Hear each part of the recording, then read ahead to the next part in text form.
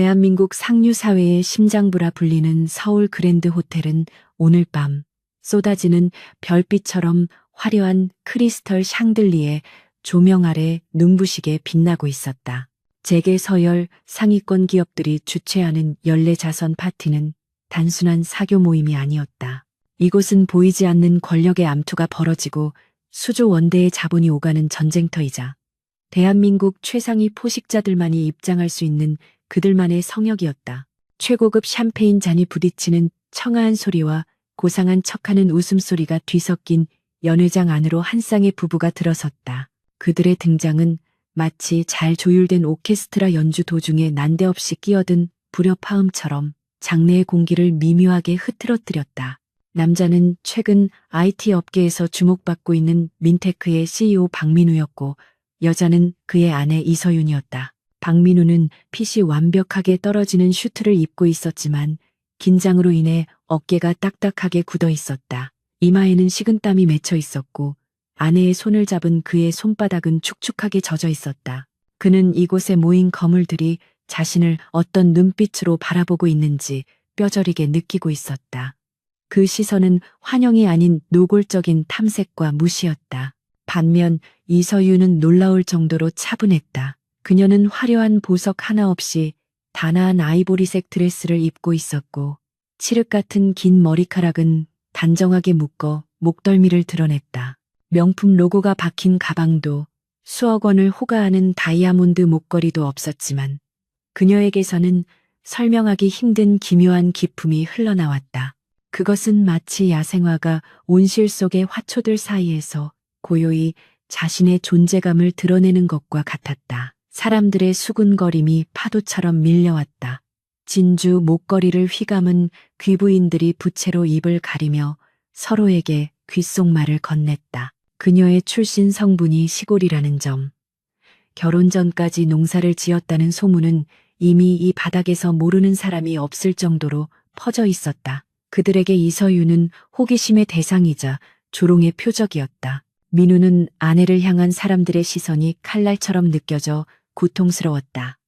그는 서윤이 이런 자리를 얼마나 불편해하는지 잘 알고 있었다. 그녀는 흙냄새 나는 텃밭에서 상추를 뜯고 찌개를 끓이는 평범한 일상을 사랑하는 사람이었다. 하지만 회사의 투자를 유치하기 위해 민우의 간곡한 부탁을 거절하지 못하고 그녀는 이 불편한 가면무도에 발을 들인 것이었다.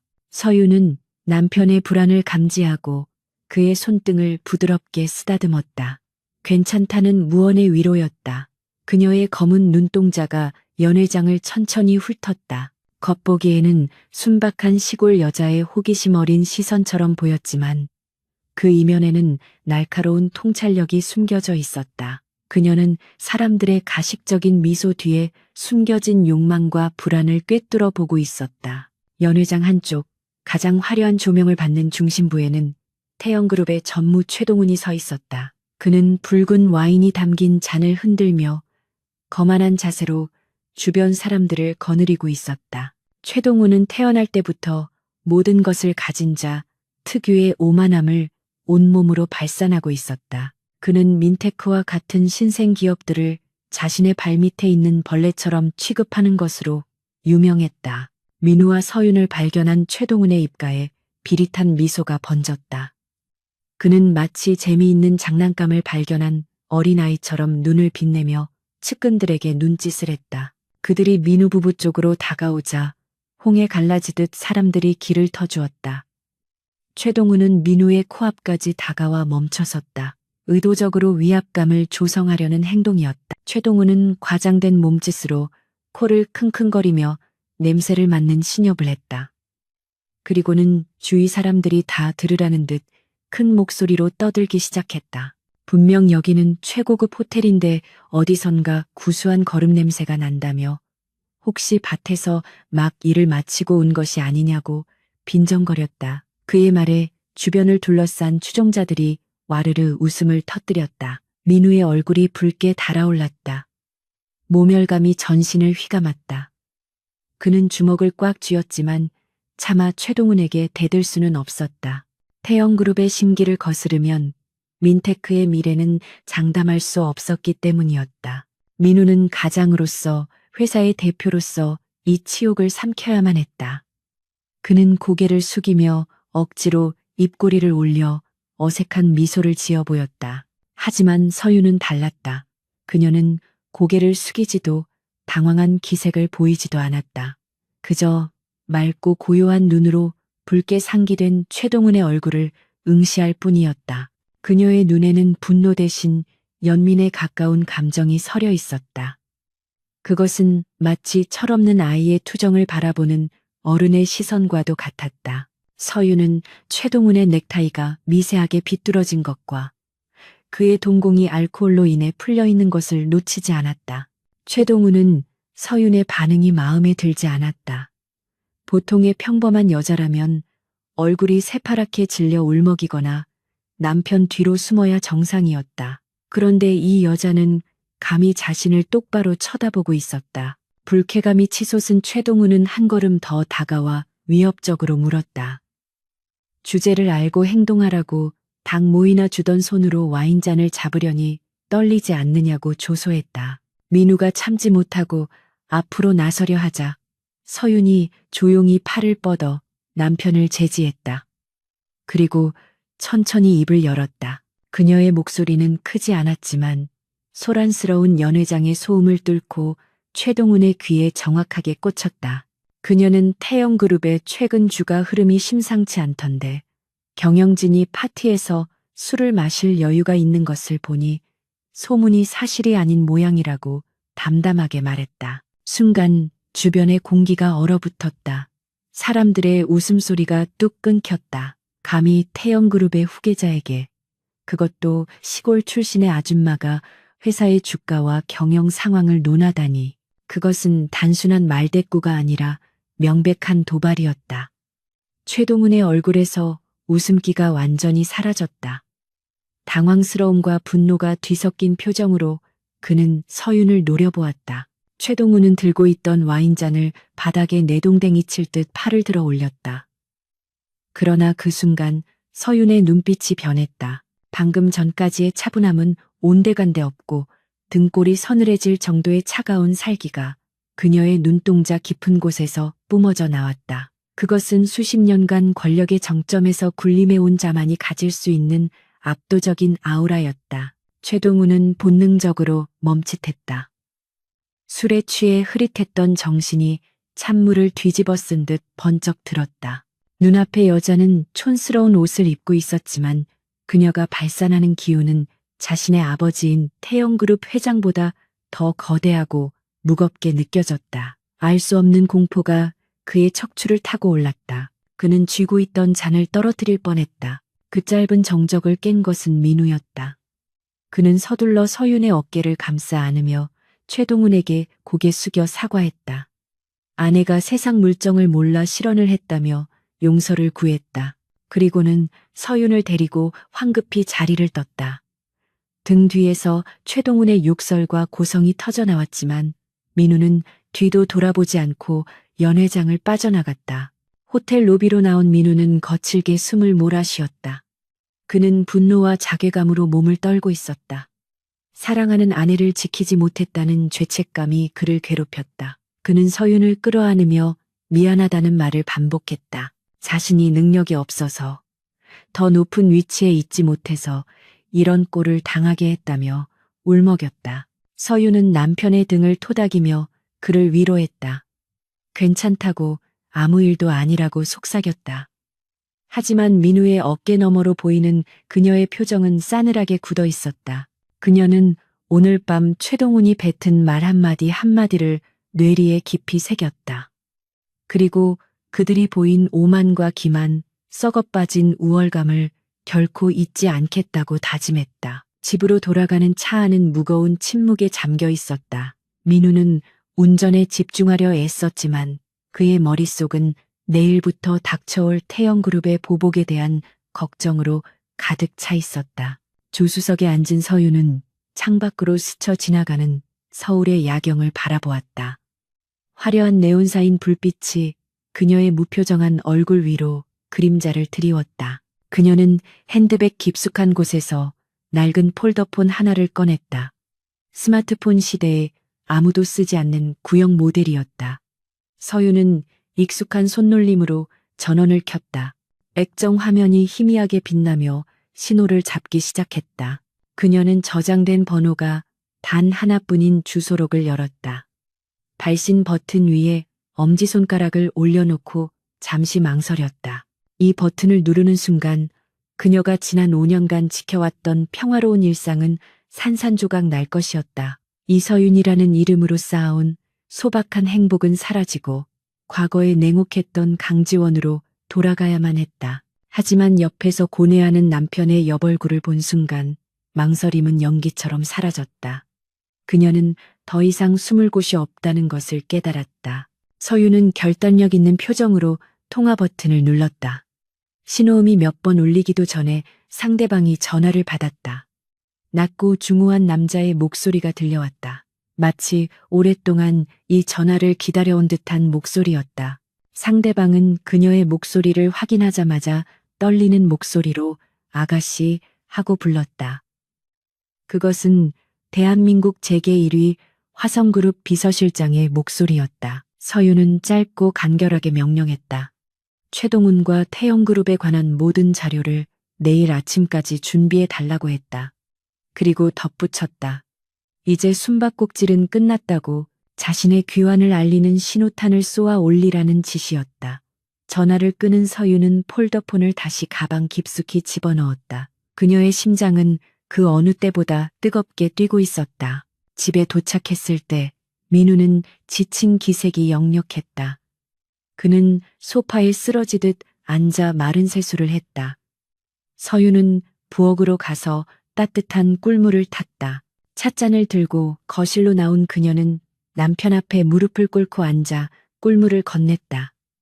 민우는 아내의 손을 잡으며 억지 웃음을 지어 보였다. 걱정하지 말라고, 자신이 어떻게든 해결하겠다고 말했다. 서유는 그런 남편을 보며 속으로 맹세했다. 당신이 해결할 필요 없다고, 이제부터는 내가 당신의 방패가 되고 검이 되어주겠다고. 그녀는 민우를 침실로 들여보낸 뒤 거실에 홀로 남았다. 창밖에는 어둠이 짙게 깔려 있었지만 서윤의 눈은 어둠 속에서도 형형하게 빛나고 있었다. 그녀는 서재 구석에 숨겨두었던 낡은 나무 상자를 꺼냈다. 먼지가 쌓인 상자를 열자 그 안에는 화성그룹의 문양이 새겨진 인장과 서류 뭉치들이 들어있었다. 그것은 그녀가 가문을 떠날 때 챙겨 나온 유일한 유산이자 언제든 판을 뒤집을 수 있는 히든 카드였다. 서윤은 서류들을 하나씩 검토하기 시작했다. 서윤의 머릿속에서는 이미 거대한 체스판이 그려지고 있었다. 최동우는 폰에 불과했다. 그녀의 목표는 태영그룹 전체, 아니 그녀와 남편을 무시했던 이 사회의 부조리한 시스템 그 자체였다. 그녀는 펜을 들어 종이 위에 복잡한 도표와 숫자들을 적어 내려갔다. 재무제표 분석부터 지분구조 파악까지 그녀의 능력은 녹슬지 않았다. 새벽이 밝아올 무렵 서유는 준비를 마쳤다. 그녀는 밤새 정리한 자료들을 다시 나무 상자에 넣고 잠갔다. 그리고 주방으로 가서 아침 식사를 준비하기 시작했다. 도마 위에서 칼질하는 소리가 경쾌하게 울려 퍼졌다. 된장찌개 냄새가 집안을 가득 채웠다. 겉모습은 여전히 평범한 주부였지만 그녀의 내면은 이미 전장에 나갈 준비를 마친 장수와 같았다. 잠에서 깬 민우가 부스스한 얼굴로 주방으로 나왔다. 그는 식탁 위에 차려진 정갈한 아침상을 보고 놀란 표정을 지었다. 밤새 한숨도 못 잤을 텐데 언제 이런 걸 준비했냐며 미안해했다. 서유는 밝게 웃으며 밥을 펐다. 든든하게 먹어야 힘을 내서 싸울 수 있지 않겠냐며 농담처럼 던진 말에는 뼈가 있었다. TV 뉴스에서는 증권시장의 개장을 알리는 소식이 흘러나오고 있었다. 아나운서는 태영그룹의 공격적인 인수 합병 소식과 함께 관련 주식들의 변동성을 예고했다. 화면 하단 자막으로 태영그룹의 주가가 소폭 상승했다는 뉴스가 지나갔다.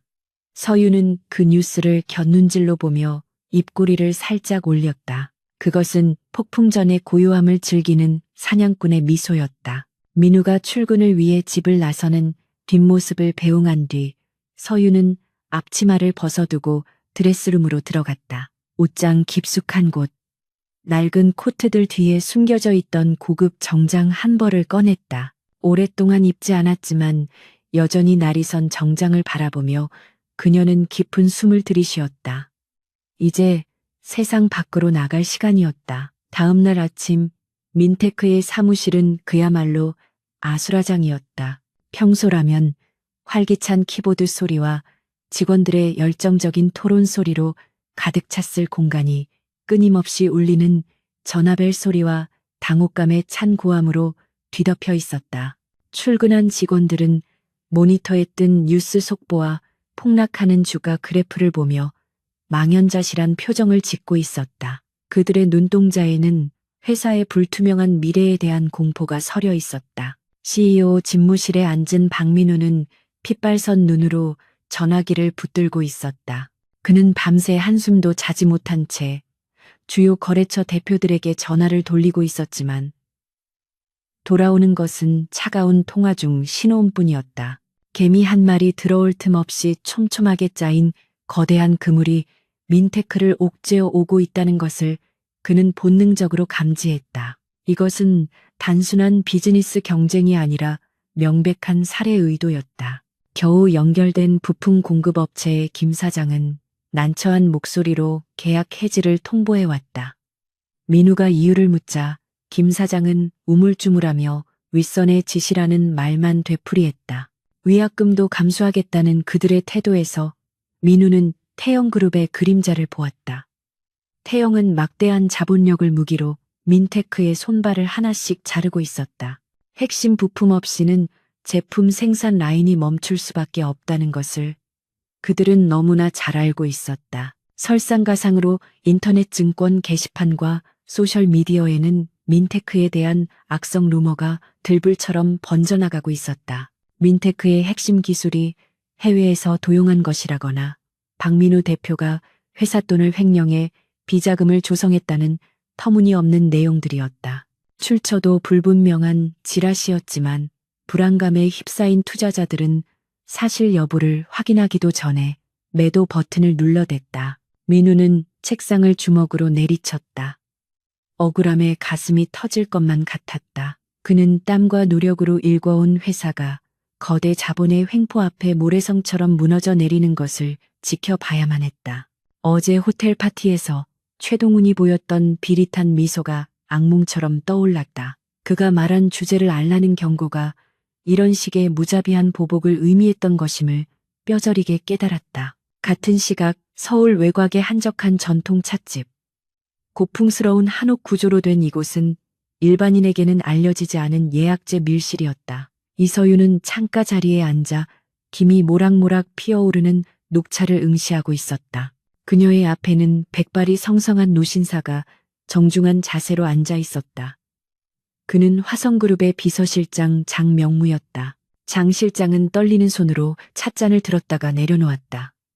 5년 만에 마주한 아가씨의 얼굴은 예전보다 다소 야위었지만 눈빛만은 더욱 깊고 단단해져 있었다. 그는 감히 고개를 들지 못한 채 서윤이 밤새 지시했던 자료들이 담긴 검은색 가방을 테이블 위로 밀었다. 가방 안에는 태영그룹 최동훈 전무의 비리 장부와 사생활, 그리고 민테크를 공격하기 위해 동원된 자금의 흐름도가 들어 있었다. 서윤은 가방을 열지 않았다. 그녀는 이미 머릿속으로 모든 시나리오를 구상해 두었기 때문이었다. 그녀는 장 실장에게 차분한 목소리로 물었다. 현재 화성그룹 내부의 동향은 어떤지, 그리고 아버지는 자신의 존재를 눈치채셨는지 확인했다. 장 실장은 회장님은 아직 아가씨의 행방을 모르며 현재 그룹은 후계 구도를 둘러싼 임원들 간의 알력 다툼으로 어수선한 상태라고 보고했다. 서유는 고개를 끄덕였다. 오히려 잘된 일이었다. 내부가 시끄러울수록 외부의 시선은 분산되기 마련이었다. 그녀는 장 실장에게 두 번째 지시를 내렸다. 자신의 신분을 철저히 숨긴 채 페이퍼 컴퍼니를 통해 민테크의 주식을 매입하라고 했다. 태영이 주가를 떨어뜨리기 위해 공매도를 쏟아 부을 때 그 물량을 바닥에서 전량 받아내라는 과감한 주문이었다. 장 실장은 놀란 눈으로 서윤을 바라보았다. 그것은 막대한 자금이 필요한 일일 뿐만 아니라 자칫하면 화성그룹이 태영그룹과의 전면전을 선포하는 것으로 비칠 수 있는 위험한 도박이었다. 하지만 서윤의 표정에는 한치의 망설임도 없었다. 그녀는 이것이 단순한 방어가 아니라 태영을 덫으로 끌어들여 질식시키기 위한 첫 번째 덫이라고 설명했다. 민우는 점심시간이 지나서야 주거래 은행인 한성은행 본점에 도착했다. 대출 만기 연장을 요청하기 위해 지점장과의 면담을 잡은 것이었다. 평소 호용호재하며 친하게 지냈던 김 지점장은 민우를 보자마자 난처한 표정을 지으며 시선을 피했다. 비서가 내온 커피는 차갑게 식어 있었고 사무실 공기는 무겁게 가라앉아 있었다. 김 지점장은 서류를 뒤적이며 형식적인 말투로 대출 연장이 불가능하다고 통보했다. 본사의 리스크 관리팀에서 민테크의 신용 등급을 하향 조정했다는 것이 이유였다. 민우는 최근까지 실적이 좋았고 이자도 한 번 밀린 적이 없는데 무슨 소리냐며 항변했다. 하지만 김 지점장은 윗선의 결정이라 어쩔 수 없다며 당장 다음 주까지 대출 원금을 상환하지 않으면 법적 절차에 들어갈 수밖에 없다고 못 박았다. 민우는 김 지점장의 책상 너머로 보이는 달력을 멍하니 바라보았다. 그 달력에는 태영건설의 로고가 선명하게 찍혀 있었다. 한성은행의 대주주 중 하나가 태영그룹이라는 사실이 뒤늦게 떠올랐다. 사방이 벽이었다. 그들은 민우가 숨 쉴 수 있는 아주 작은 구멍조차 허락하지 않고 있었다.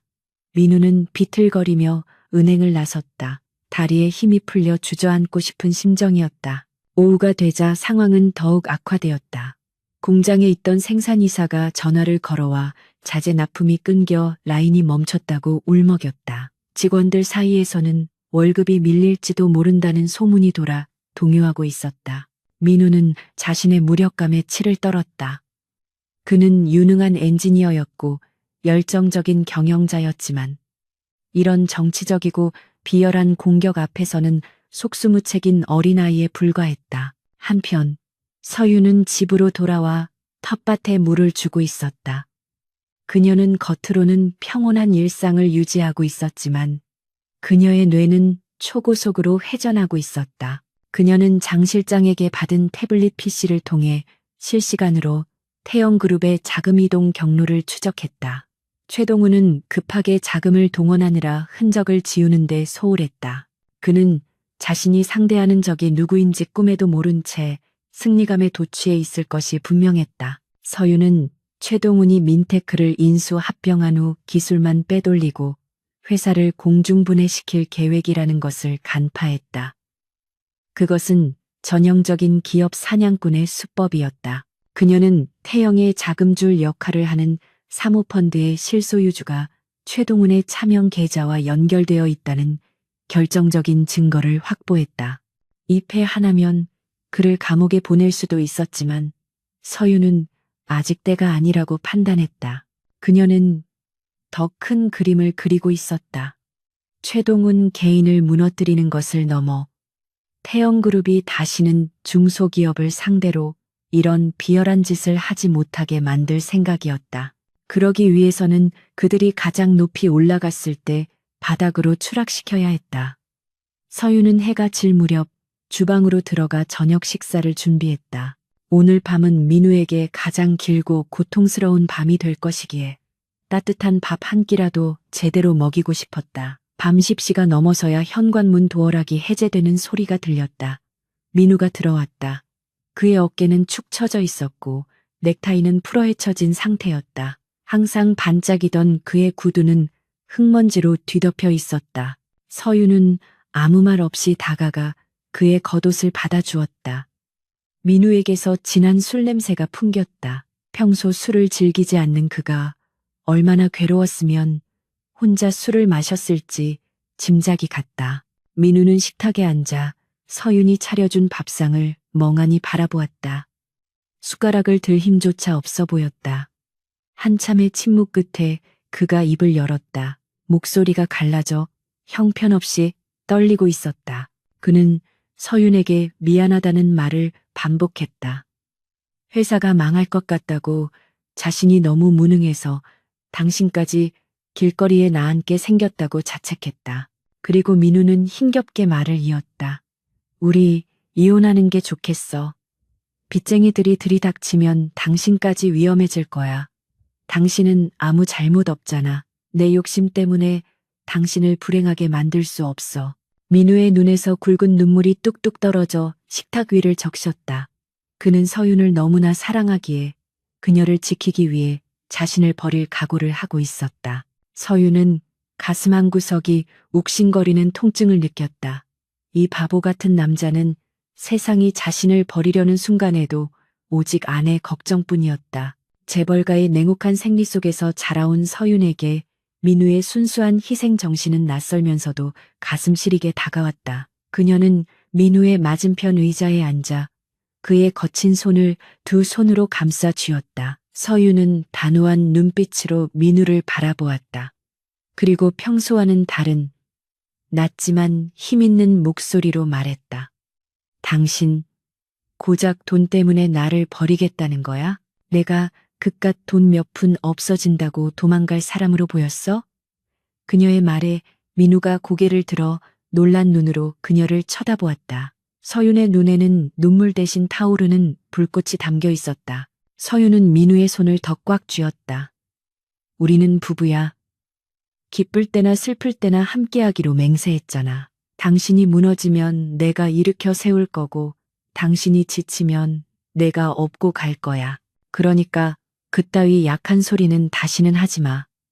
태영그룹이든 뭐든 그들이 우리를 짓밟으려 한다면 우리는 더 강하게 버티면 돼. 내가 당신 곁에 있을 테니 절대 포기하지 마. 민우는 아내의 낯선 모습에 압도되었다. 항상 여리고 보호해줘야 한다고 생각했던 아내에게서 거대한 산과 같은 든든함이 느껴졌다. 서윤의 확신에 찬 말은 절망에 빠져있던 민우에게 한 줄기 동아줄처럼 다가왔다. 그는 흐르는 눈물을 닦으며 고개를 끄덕였다. 그래, 당신 말이 맞아. 내가 비겁했어. 끝까지 해볼게. 어떻게든 방법을 찾아볼게. 민우가 지쳐 잠든 후 서윤은 다시 서재로 돌아왔다. 그녀는 책상 위에 놓인 태블릿 PC를 켰다. 화면에는 태영그룹의 주가 차트와 민테크의 인수합병 관련 기사들이 떠 있었다. 서윤은 장 실장에게 메시지를 보냈다. 작전명 불사조 2단계 실행. 내일 아침 태영건설의 하청업체 대금 미지급 건을 언론에 터뜨리세요. 그리고 최동훈의 해외 도박 의혹도 함께 흘리세요. 이것은 적의 시선을 분산시키기 위한 연막 작전이었다. 최동훈이 자신의 개인적인 스캔들을 막느라 정신이 팔린 사이 서윤은 민테크의 지분을 방어하고 반격을 위한 교두보를 마련할 생각이었다. 그녀는 창밖의 어둠을 응시하며 차가운 미소를 지었다. 최동훈, 당신은 잘못된 사람을 건드렸어. 내 남편의 눈에서 눈물을 흘리게 한 대가는 당신의 피눈물로 갚아야 할 거야. 밤은 깊어갔지만 서윤의 전쟁은 이제 막 시작되고 있었다.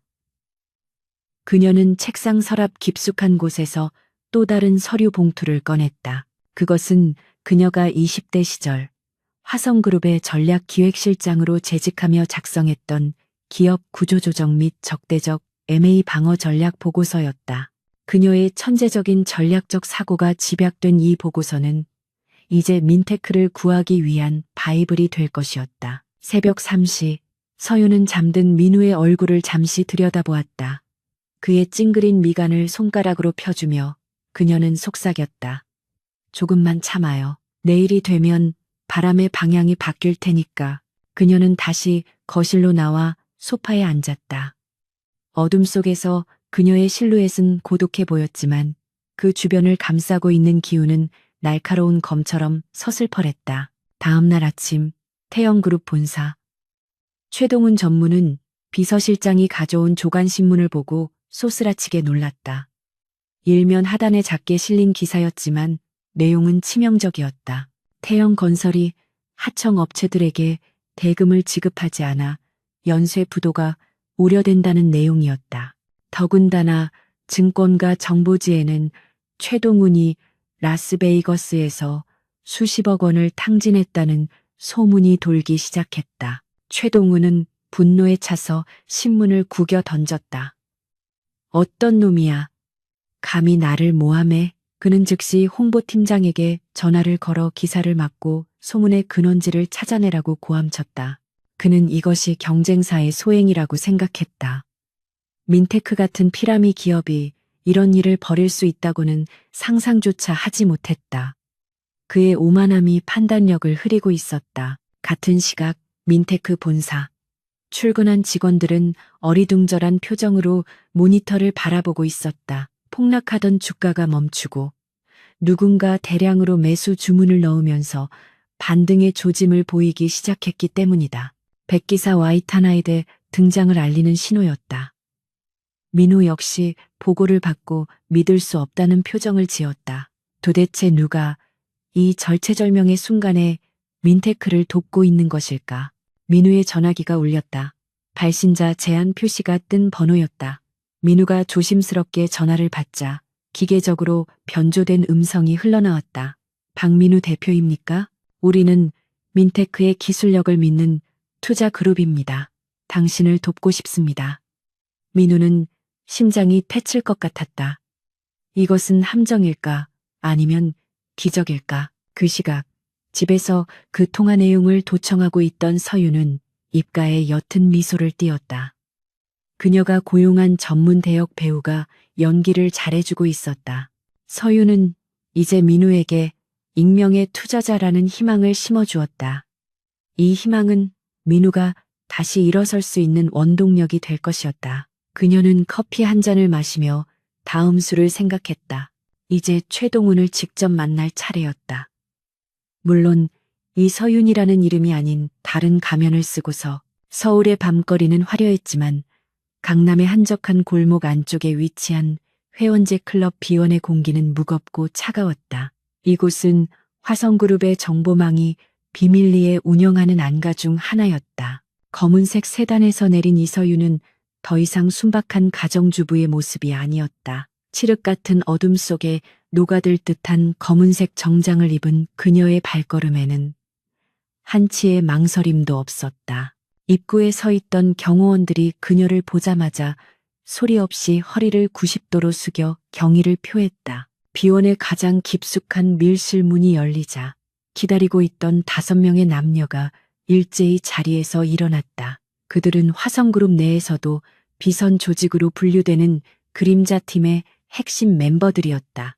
금융, 법률, 정보, 해킹 등 각 분야의 최고 전문가들로 구성된 이들은 오직 그룹의 후계자였던 강지원, 즉 지금의 이서윤만을 위해 존재하는 충성스러운 가신들이었다. 서윤이 상석에 앉자 장명무 비서실장이 떨리는 목소리로 입을 열었다. 아가씨, 정말 돌아오시는 겁니까? 그의 질문에는 기대와 우려가 동시에 섞여 있었다. 5년 전 그룹 내의 피비린내 나는 경영권 분쟁의 환멸을 느끼고 모든 지분을 포기한 채 잠적했던 그녀였다. 형제들이 서로를 물어뜯는 아수라장에서 유일하게 압도적인 능력을 보여주었으나 괴물이 되기를 거부하고 떠났던 전설적인 존재의 귀환이었다. 서유는 차가운 미소를 지으며 고개를 저었다.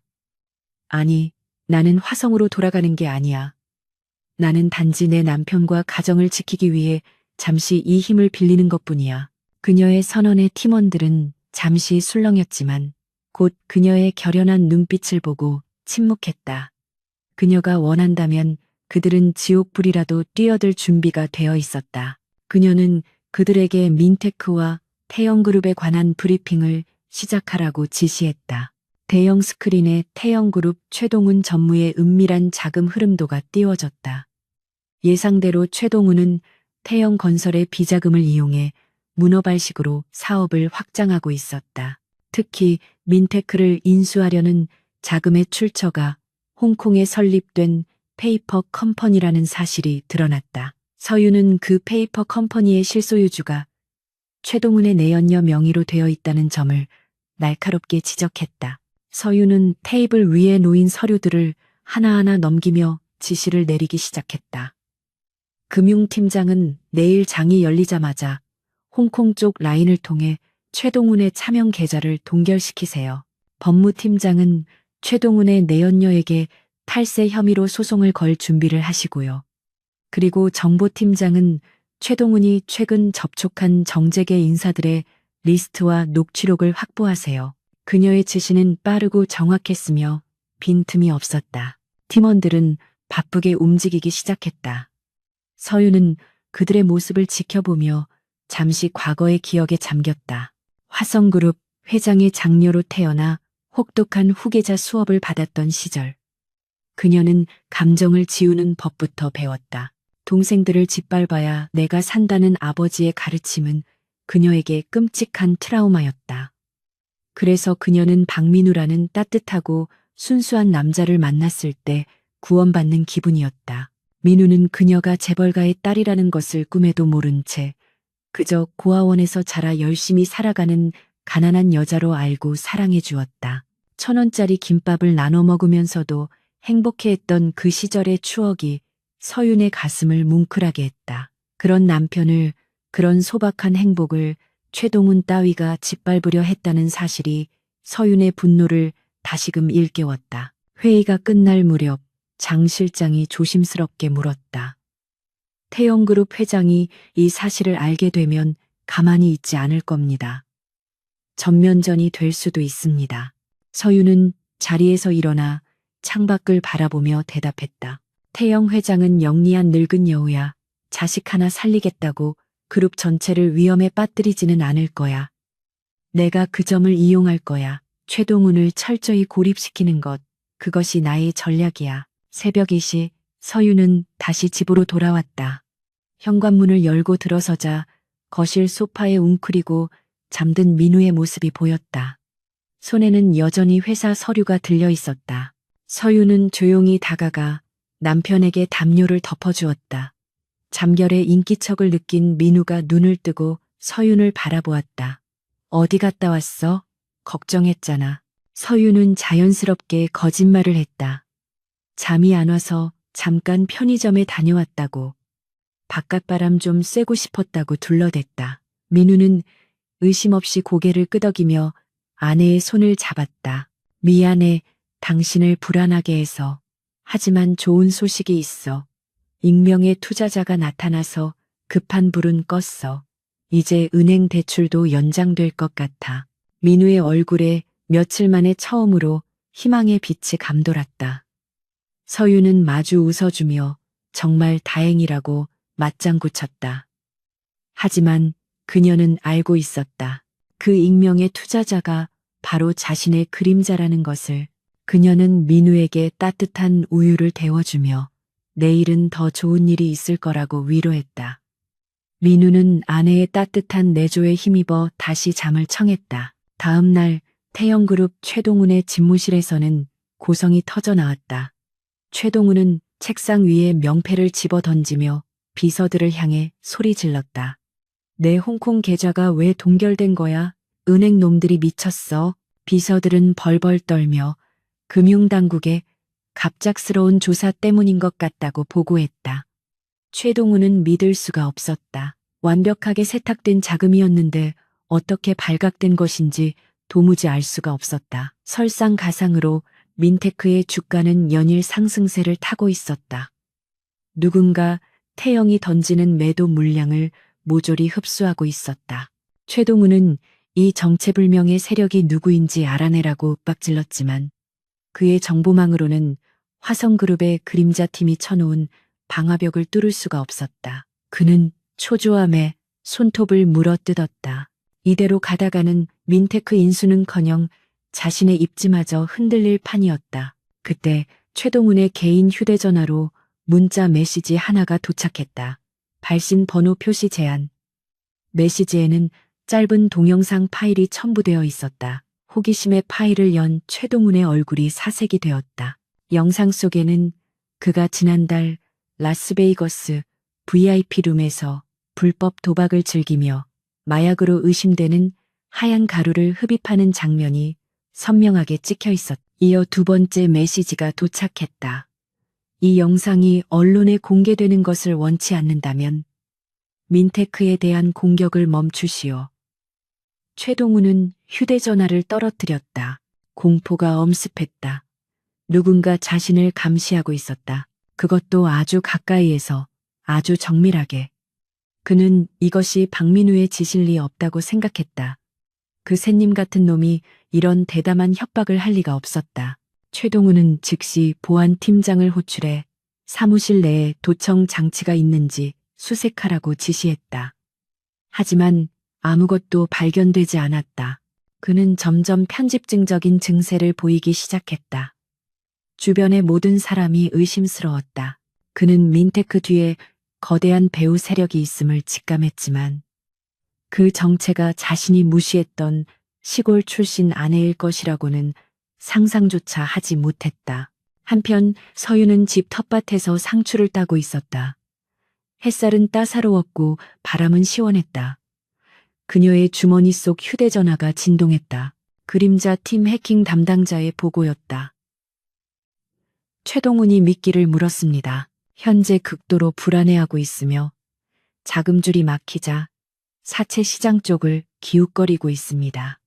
서유는 만족스러운 미소를 지으며 상추 잎을 털었다. 서유는 최동훈을 단순히 파멸시키는 것으로는 부족하다고 생각했다. 그가 스스로 무덤을 파고 들어가게 만들어야 했다. 그녀는 장 실장에게 다음 단계를 지시했다. 사채업자로 위장한 우리 요원을 최동훈에게 접근시키세요. 그가 급한 마음에 독이 든 성배를 마시게 해야 합니다. 담보로는 태영그룹의 핵심 계열사 주식을 요구하세요. 며칠 후 민테크의 상황은 눈에 띄게 호전되었다. 부품 공급 업체들이 다시 납품을 재개했고 은행들도 태도를 바꾸어 대출 만기를 연장해 주었다. 민우는 이것이 기적이라고 생각하며 직원들과 얼싸안고 기뻐했다. 그는 저녁 식사 자리에서 서윤에게 신나게 무용담을 늘어놓았다. 자신이 포기하지 않고 버티니 하늘이 도운 것 같다고 말했다. 서윤은 묵묵히 고기를 구워 남편의 접시에 올려주었다. 당신이 훌륭한 경영자라서 그런 거야, 라며 남편의 길을 살려주었다. 민우는 아내의 칭찬에 어깨가 으쓱해졌다. 그는 아내가 뒤에서 어떤 무시무시한 전쟁을 치르고 있는지 전혀 모른 채 다시 평범한 일상의 행복을 만끽하고 있었다. 서유는 그런 남편의 해맑은 모습이 좋으면서도 한편으로는 씁쓸했다. 그러나 평화는 오래가지 않았다.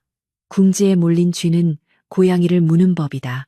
최동우는 이대로 당할 수만은 없다고 생각했다. 그는 정상적인 방법으로는 민테크를 이길 수 없음을 깨닫고 더 비열하고 직접적인 방법을 쓰기로 결심했다. 그는 민우에게 전화를 걸었다. 목소리를 최대한 차분하게 가다듬고 정중한 척 연기했다. 박 대표님, 지난번 파티에서의 결례를 사과드리고 싶습니다. 오해가 있었던 것 같은데 식사나 함께 하면서 허심탄회하게 이야기하고 싶습니다. 최동훈의 갑작스러운 태도 변화에 민우는 당황했다. 하지만 대기업 임원이 먼저 고개를 숙이고 들어오는데 거절할 명분이 없었다. 게다가 화해를 통해 회사의 리스크를 줄일 수 있다면 좋은 기회라고 생각했다. 민우는 서윤에게 최동훈의 저녁 초대를 알렸다. 서윤은 그 순간 젓가락질을 멈췄다. 그녀의 본능이 경고음을 울렸다. 이것은 함정이었다. 최동훈이 궁지에 몰려 마지막 발악을 하려는 것이 분명했다. 민우는 망설이는 아내에게 말했다. 당신은 안 가도 돼. 나 혼자 다녀올게. 그 사람 또 당신한테 무례하게 굴면 어떡해. 하지만 서유는 고개를 저었다. 아니야, 나도 갈게. 당신 혼자 보내는 게 더 불안해. 그녀는 이번 기회에 최동훈을 확실하게 밟아줘야겠다고 결심했다. 그가 파놓은 함정을 역이용하여 그를 영원히 매장시킬 계획을 머릿속으로 그리기 시작했다. 그녀는 민우의 손을 잡으며 말했다. 걱정 마. 이번에는 내가 당신을 지켜줄게. 서유는 드레스룸으로 들어가 옷을 골랐다. 지난번처럼 수수한 옷을 입을 것인가, 아니면 조금 더 힘을 줄 것인가 고민했다. 그러다 그녀는 다시 한번 가장 평범하고 단정한 원피스를 선택했다. 적을 방심하게 만드는 데는 순진한 가면만 한 것이 없기 때문이었다. 그녀는 거울 속에 비친 자신의 얼굴을 보며 차갑게 중얼거렸다.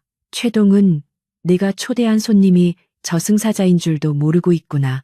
약속 장소는 강남의 최고급 일식당이었다. 은밀한 대화를 나누기 좋은 곳이었다.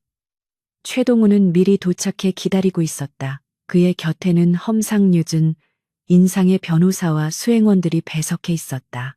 민우와 서윤이 들어오자 최동우는 자리에서 일어나 과장된 몸짓으로 환영했다.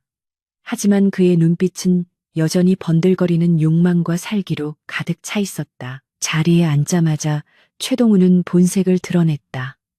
그는 사과는커녕 두툼한 서류 봉투를 테이블 위에 던졌다. 박 대표, 길게 말 안 하겠습니다. 여기 인수합병 계약서에 도장 찍으세요. 조건은 나쁘지 않습니다. 빚 청산하고 시골 가서 농사나 지으며 살 수 있을 정도는 챙겨드릴 테니까. 그의 목소리에는 협박이 서려 있었다. 민우의 얼굴이 굳어졌다. 사과를 하겠다더니 이게 무슨 짓이냐고 항의했다. 최동우는 코웃음을 쳤다. 상황 파악이 안 되시나 본데. 지금 당신 회사가 버티는 건 잠깐의 요행일 뿐이야. 내 손가락 하나면 민테크는 내일 당장 공중분해될 수 있어. 그리고 당신 와이프. 최동훈의 시선이 서윤에게 머물렀다. 이렇게 예쁜 분이 남편 옥바라지 하는 꼴 보고 싶지 않으면 좋은 말로 할 때 사이네. 그 순간 민우는 참았던 분노가 폭발했다. 자리에서 벌떡 일어나 소리쳤다. 당신 같은 쓰레기랑은 할 말 없습니다. 민우가 서윤의 손을 잡고 나가려 했지만 문 밖에서 대기하던 건장한 경호원들이 들어와 앞을 막아섰다. 험악한 분위기가 조성되었다. 최동우는 여유롭게 술잔을 기울이며 말했다. 들어올 땐 마음대로지만 나갈 땐 아니지.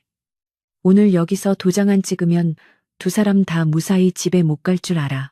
민우는 공포에 질려 아내를 등 뒤로 숨겼다. 하지만 서윤은 천천히 민우의 뒤에서 걸어 나왔다.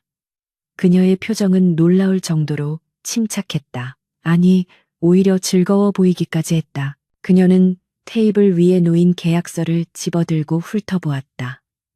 그리고 피식 웃음을 터뜨렸다. 조건이 너무 형편없네요. 최 전무님. 태영그룹의 자금 사정이 그렇게 안 좋은가요? 최동우는 자신의 귀를 의심했다. 이 여자가 지금 미친 건가? 감히 이 살벌한 상황에서 비웃음을 흘리다니. 그는 술잔을 탁 내려놓으며 으르렁거렸다. 이 아줌마가 진짜 죽고 싶어서 환장했나. 하지만 서유는 아랑곳하지 않고 최동훈을 똑바로 응시했다. 그녀의 눈빛이 변했다. 지난번 호텔 파티에서 그를 얼어붙게 만들었던 그 서늘한 눈빛이었다. 서유는 또박또박한 목소리로 말했다. 최동훈 씨, 지금 당신이 걱정해야 할 건 우리 회사가 아니라 당신의 안위일 텐데요. 홍콩 계좌가 묶여서 많이 답답하시죠? 그리고 라스베이거스 영상이 터지면 회장님이 참 좋아하시겠어요. 서윤의 입에서 나온 말들은 최동훈에게는 폭탄과도 같았다. 최동훈의 얼굴이 흑빛으로 변했다. 너 누구야? 그걸 어떻게 알았어? 그는 더듬거렸다. 서윤은 한 걸음 더 다가갔다. 내가 누구인지는 중요하지 않아요. 중요한 건 당신이 지금 건드리지 말아야 할 사람을 건드렸다는 거죠. 서윤은 핸드백에서 녹음기를 꺼내 테이블 위에 올려놓았다. 지금까지의 협박 내용 전부 녹음되었습니다. 이것과 당신의 비리 자료들이 동시에 검찰에 넘어가면 어떻게 될까요? 방 안의 공기가 180도 바뀌었다. 사냥꾼과 사냥감의 위치가 순식간에 뒤바뀐 것이다. 최동우는 공포에 질려 뒷걸음질 쳤고 민우는 믿을 수 없다는 표정으로 아내를 바라보았다. 서윤의 등 뒤로 보이지 않는 거대한 날개가 펼쳐지는 듯했다. 이것은 시골 아내의 반란이 아니었다. 여제의 귀환을 알리는 서곡이었다. 고급 일식당의 VIP룸 안에는 숨막히는 침묵만이 감돌았다. 최동훈 전무의 얼굴은 당혹감에서 분노로 그리고 다시 공포로 시시각각 변하고 있었다. 그는 대한민국 굴지의 재벌가 3세였다. 태어날 때부터 모든 이가 그에게 머리를 조아렸고 돈과 권력으로 해결되지 않는 문제는 없었다. 그런데 지금 감자 냄새나 풍길 것 같았던 촌스러운 여자가 자신의 목을 서서히 조여오고 있었다. 이 미친 여자가 최동훈이 악에 바친 비명을 지르며 테이블을 엎을 기세로 일어났다. 그 신호에 맞춰 문가에 서 있던 검은 양복의 경호원 3명이 험악한 기세로 다가왔다. 그들의 허리춤에는 삼단봉과 같은 흉기가 숨겨져 있음이 분명했다.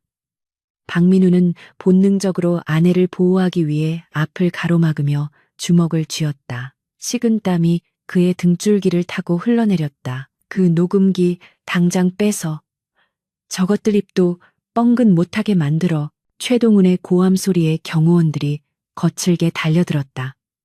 민우가 눈을 질끈 감고 충격에 대비하려던 찰나. 이서윤의 차갑고도 또렷한 목소리가 울려 퍼졌다. 멈추세요. 강철민 팀장님. 달려들던 경호원들의 대장격인 남자가 그 자리에 못 박힌 듯 멈춰섰다. 자신의 이름을, 그것도 이 낯선 여자가 알고 있다는 사실에 당황한 기색이 역력했다. 서윤은 조금도 위축되지 않은 채 경호 팀장의 눈을 똑바로 응시하며 말을 이었다. 전직 특수부대 출신에 3년 전 태영그룹 보안팀에 입사하셨죠. 아픈 따님이 미국에서 수술을 기다리고 있다고 들었습니다. 최동훈 전무의 개인 비자금 세탁을 돕는 대가로 병원비를 지원받기로 약속하셨고요. 강 팀장의 눈동자가 심하게 흔들렸다. 그것은 철저하게 비밀에 붙여진 그와 최동훈만이 알고 있는 거래였다. 하지만 안타깝게도 최 전무의 홍콩 계좌는 이미 동결되었습니다. 당신이 받을 돈은 없다는 뜻이죠. 그런데도 당신은 폭행죄와 감금죄, 그리고 횡령 방조죄로 감옥에 가시겠습니까? 따님 곁을 지키셔야 하지 않나요? 서윤의 말은 비수처럼 강 팀장의 가슴에 꽂혔다. 그는 주먹을 꽉 쥐고 최동훈을 돌아보았다. 최동훈은 당황하여 야, 저 여자 말 듣지 마. 내가 돈 줄게, 2배로 줄게 라고 소리쳤지만 이미 신뢰는 깨진 뒤였다. 강 팀장은 천천히 뒤로 물러나 고개를 숙였다. 그것은 명령 불복종이자 서윤에 대한 무언의 항복 선언이었다. 뭐 하는 거야? 너희들 미쳤어?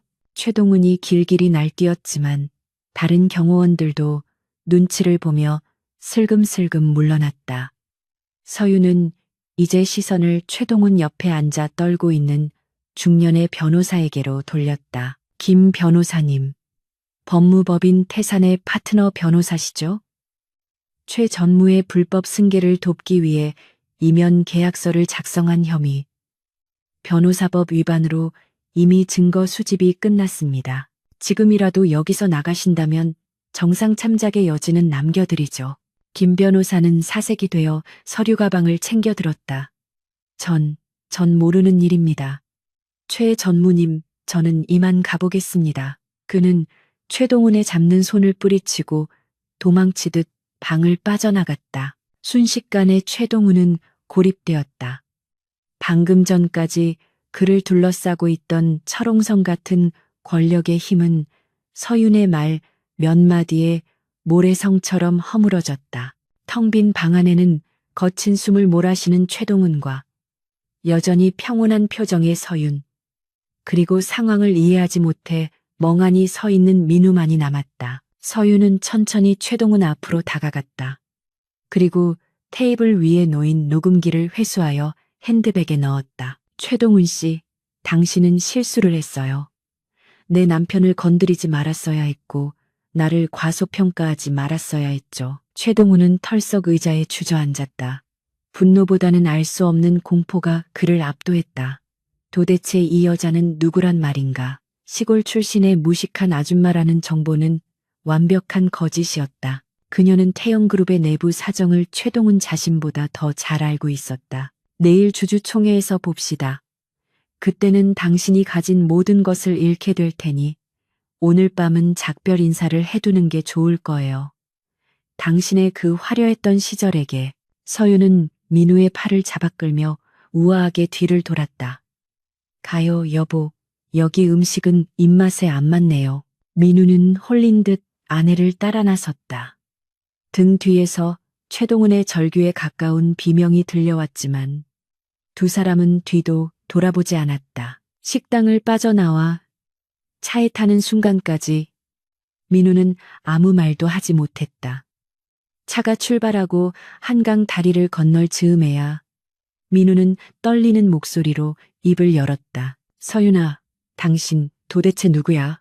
운전대를 잡은 민우의 손이 미세하게 떨리고 있었다.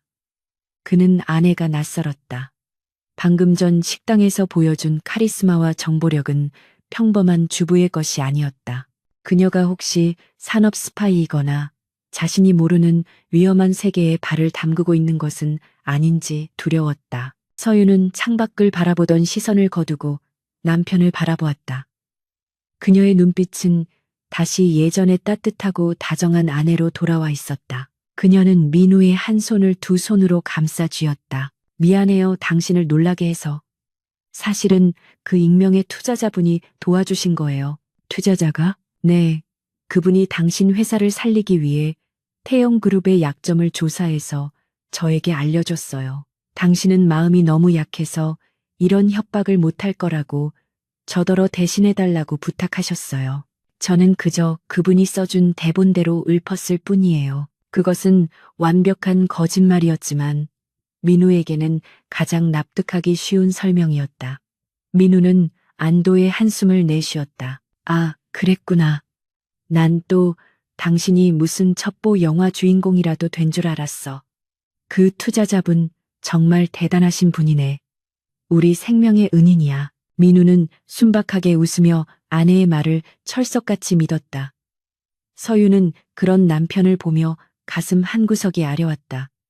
언제까지 이 착한 남자를 속일 수 있을까? 내일이면 모든 진실이 밝혀질 텐데 그때도 당신은 나를 이렇게 사랑스러운 눈으로 바라봐 줄까? 집에 도착한 후 서유는 민우가 잠들기를 기다렸다.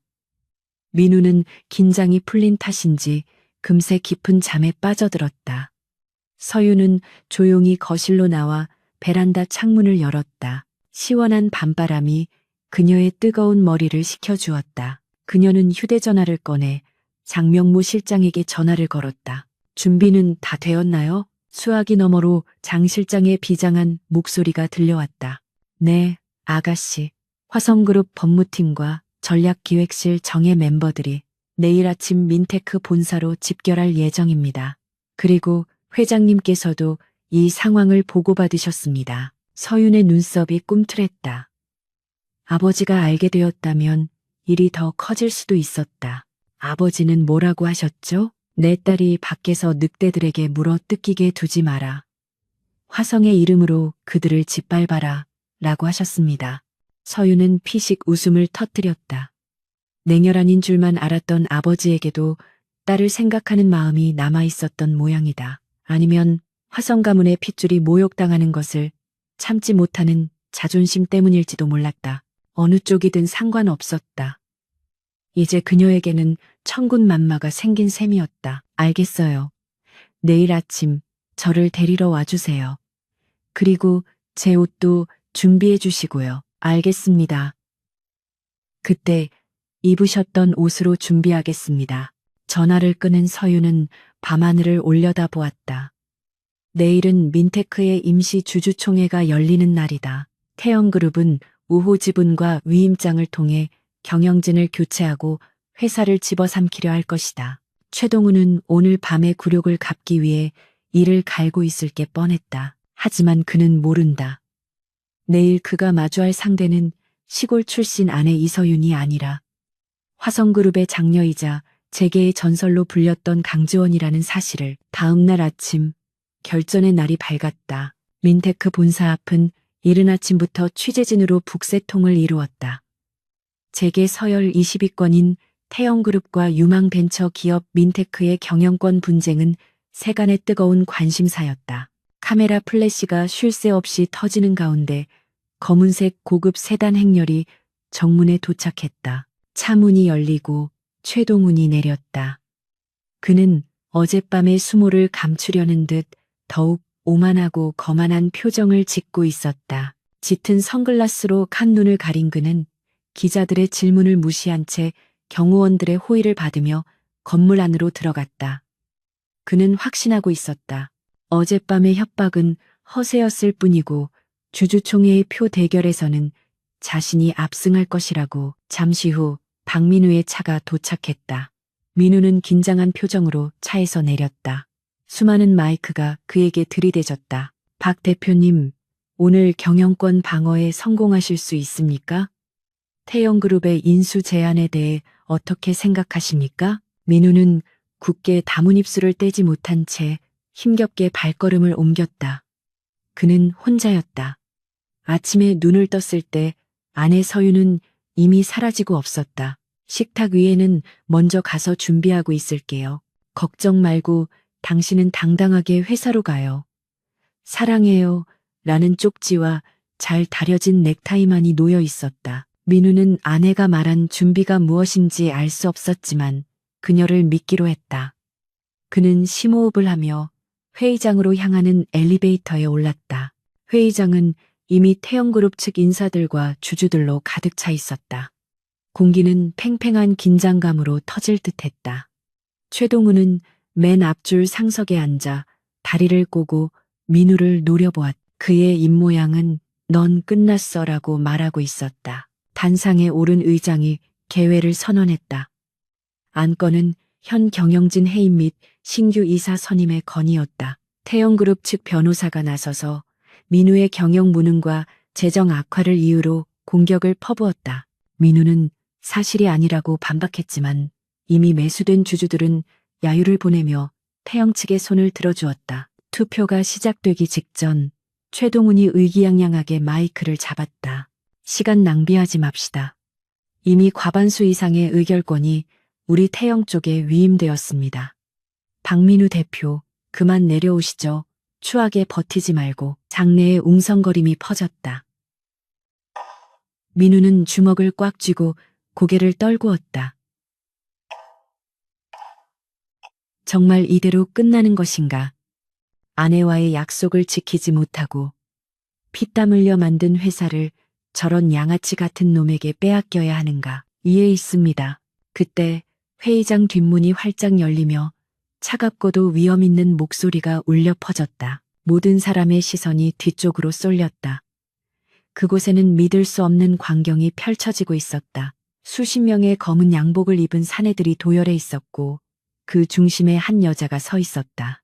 그녀는 더 이상 민우가 알던 수수한 아내가 아니었다. 몸에 딱 붙는 짙은 네이비색 정장, 날카로운 하이힐, 그리고 럭셔리한 액세서리로 치장한 그녀는 마치 여왕처럼 고고했다. 하지만 무엇보다도 사람들을 압도하는 것은 그녀의 눈빛이었다.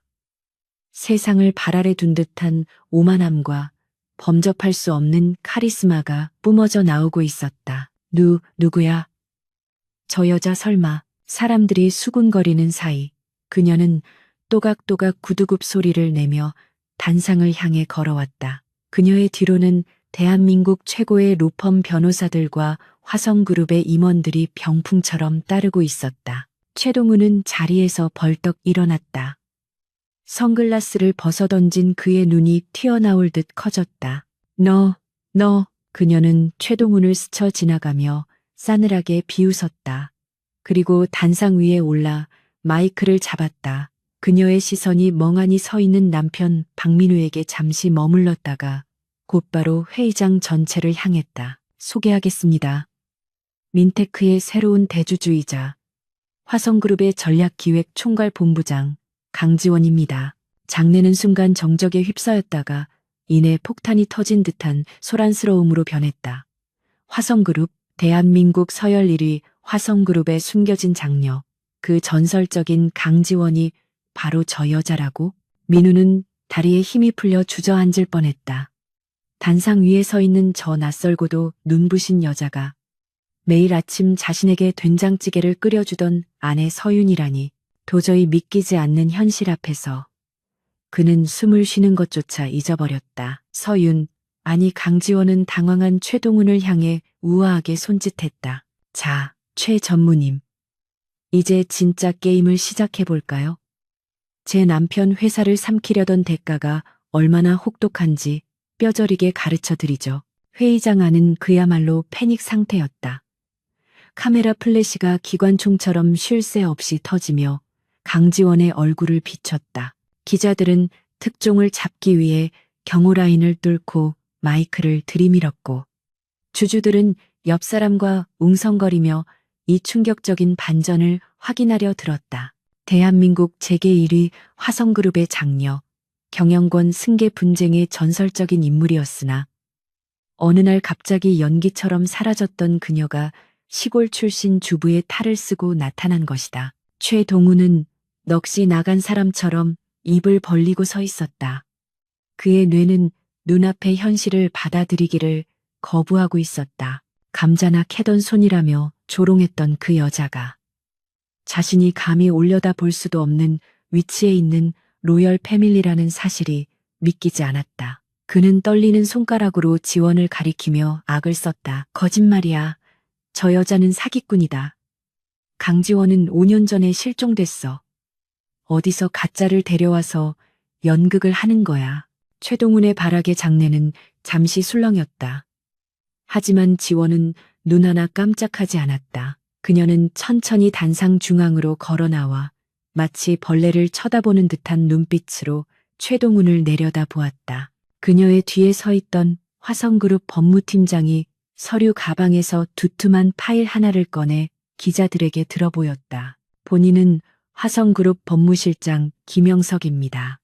여기 이서윤님의 유전자 검사 결과와 가족관계 증명서, 그리고 화성그룹 강철중 회장님의 친필 위임장이 있습니다. 이서윤님은 법적으로 화성그룹의 장녀 강지원님이 확실하며 오늘부로 화성그룹이 보유한 투자 법인들을 통해 민테크의 지분 51%를 확보했음을 공표합니다. 법무실장의 말이 끝나자마자 대형 스크린에는 민테크의 지분 구조도가 띄워졌다. 태영그룹이 확보했다고 주장한 30% 남짓한 지분을 압도하는 수치였다. 민테크를 돕던 익명의 백기사, 그 거대한 자금줄의 정체가 바로 화성그룹이었음이 밝혀지는 순간이었다. 민우는 다리가 풀려 의자에 주저앉았다. 머릿속이 하얗게 변해 아무런 생각도 나지 않았다. 아내가 자신을 구하기 위해 대기업의 힘을 빌렸다는 건 알았지만 그 힘의 주인이 아내 자신일 줄은 꿈에도 몰랐다. 그는 단상 위에서 눈부시게 빛나는 아내를 바라보았지만 그녀는 너무나 멀게만 느껴졌다. 매일 밤 자신의 팔을 베고 잠들던 그 여자가 맞는지 의심스러울 정도였다. 지원은 마이크를 잡고 차분하지만 힘있는 목소리로 연설을 시작했다. 저는 지난 5년간 평범한 주부 이서윤으로 살며 박민우 대표가 얼마나 열정적이고 도덕적으로 이 회사를 이끌어왔는지 곁에서 지켜봤습니다. 민테크는 부정한 방법으로 기술을 탈취하려는 세력에게 넘겨지기에는 너무나 가치 있는 기업입니다. 그녀의 시선이 최동훈에게 고정되었다. 태영그룹 최동훈 전무는 경영 능력이 부족하다는 이유로 현 경영진의 해임을 요구했습니다. 그렇다면 묻겠습니다. 과연 최동훈 전무는 남의 회사를 평가할 자격이 있습니까? 지원의 신호에 따라 스크린의 화면이 바뀌었다. 어젯밤 일식당에서 있었던 대화의 녹취록이 텍스트로 뜨고 동시에 최동훈의 육성이 스피커를 통해 흘러나왔다. 내 손가락 하나면 민테크는 내일 당장 공중분해될 수 있어. 홍콩 계좌가 묶여서 많이 답답하시죠? 적나라한 협박과 비리 사실이 담긴 녹음 파일이 재생되자 회의장은 경악으로 물들었다. 주주들은 야유를 보내기 시작했고 기자들은 미친 듯이 최동훈의 일그러진 표정을 찍어댔다. 최동우는 얼굴이 시뻘개져서 당장 끄란 말이야. 라고 고함쳤지만 방송실은 이미 화성그룹의 보안 요원들이 장악한 뒤였다. 지원은 여기서 멈추지 않았다. 그녀는 준비해둔 결정적인 증거들을 하나씩 터뜨렸다. 최동훈 전무는 민테크의 주가를 떨어뜨리기 위해 협력업체들을 협박하여 납품을 중단시켰고 허위 사실을 유포하여 시장을 교란했습니다. 또한 이 과정에서 태영건설의 공금을 횡령하여 비자금을 조성했으며 이를 해외 페이퍼 컴퍼니를 통해 세탁했습니다. 스크린에는 복잡한 자금 흐름도와 차명 계좌 내역, 그리고 최동훈의 도장이 찍힌이면 계약서들이 낱낱이 공개되었다. 그것은 단순한 의혹 제기가 아니라 빠져나갈 구멍이 없는 완벽한 팩트 폭격이었다. 이것은 명백한 자본시장법 위반이자 특정 경제범죄 가중처벌 등에 관한 법률 위반입니다. 저는 대주주로서 그리고 한 사람의 시민으로서 최동훈 전무와 그의 동조한 세력들을 법의 심판대에 세울 것을 선언합니다. 최동훈은 비틀거리며 뒷걸음질 쳤다. 다리가 후들거려 제대로 서 있을 수조차 없었다. 그는 주변을 둘러보았다. 방금 전까지 자신에게 아부하던 태영그룹 측 이사들과 변호사들은 이미 슬금슬금 자리를 피하거나 고개를 돌리고 있었다. 그는 철저하게 고립되었다. 그때 회의장 뒷문이 다시 열리며 제복을 입은 경찰들과 검찰 수사관들이 들이닥쳤다. 서울중앙지검입니다.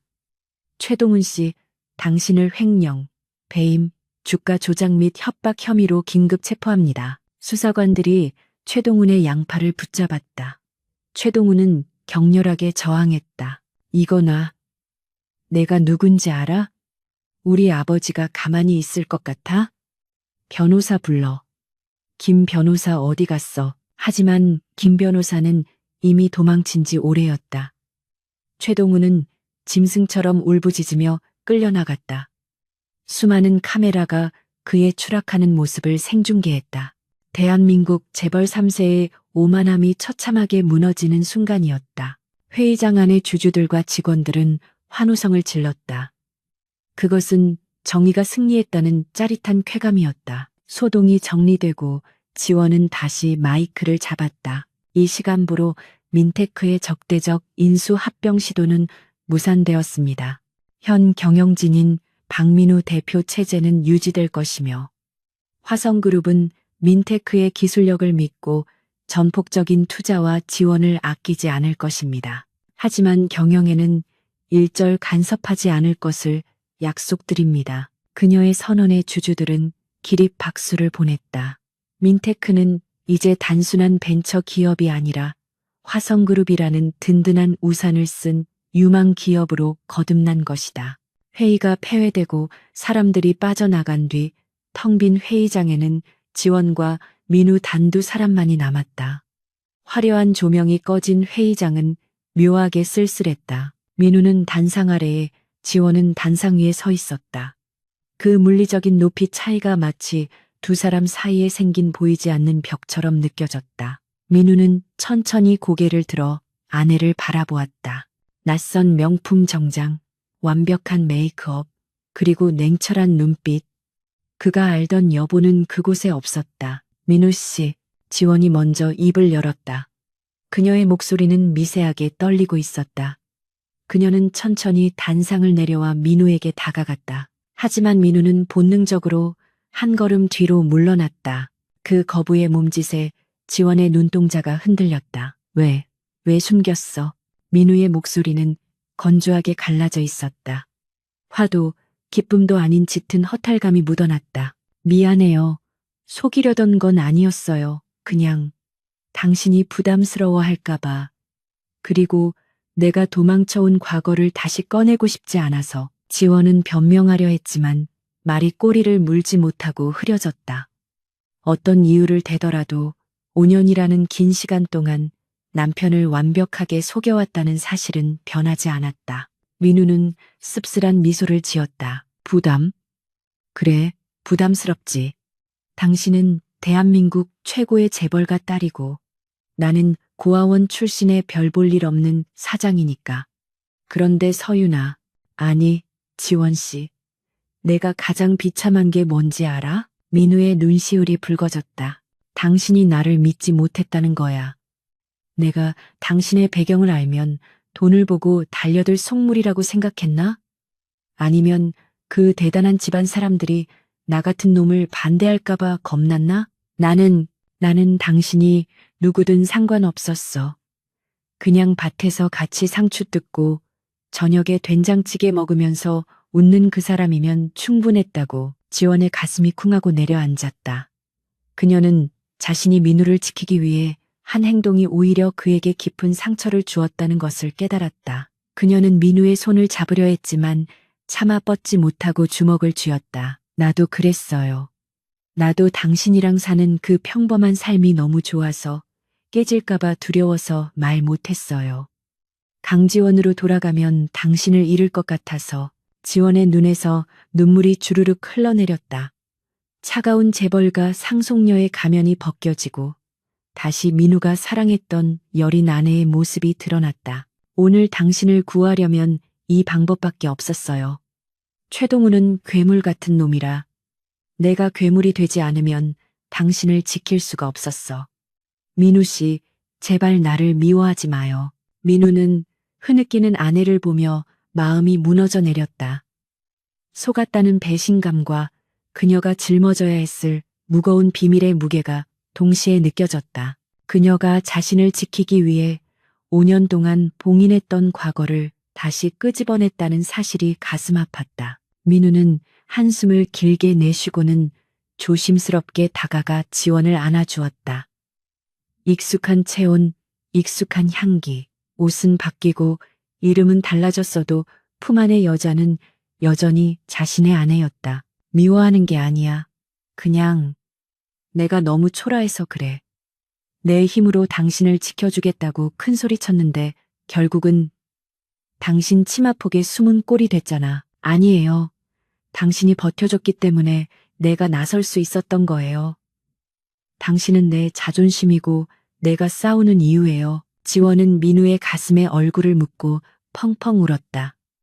민우는 그녀의 등을 토닥이며 복잡한 심경을 정리했다. 폭풍은 지나갔지만 두 사람 앞에는 이제 또 다른 현실이 기다리고 있었다. 재벌가 사위라는 꼬리표, 세간의 관심, 그리고 화성그룹과의 관계. 예전에 평온했던 일상으로 돌아가기는 쉽지 않을 것이다. 그때 회의장 문이 열리고 장명무 실장이 조심스럽게 들어왔다. 아가씨, 아니 이사님, 회장님께서 호출하셨습니다. 지금 바로 본가로 들어오라고 하십니다. 박민우 대표님도 함께 모시고 오라는 전원입니다. 지원의 몸이 딱딱하게 굳었다. 올 것이 왔다. 아버지, 화성그룹의 강철중 회장.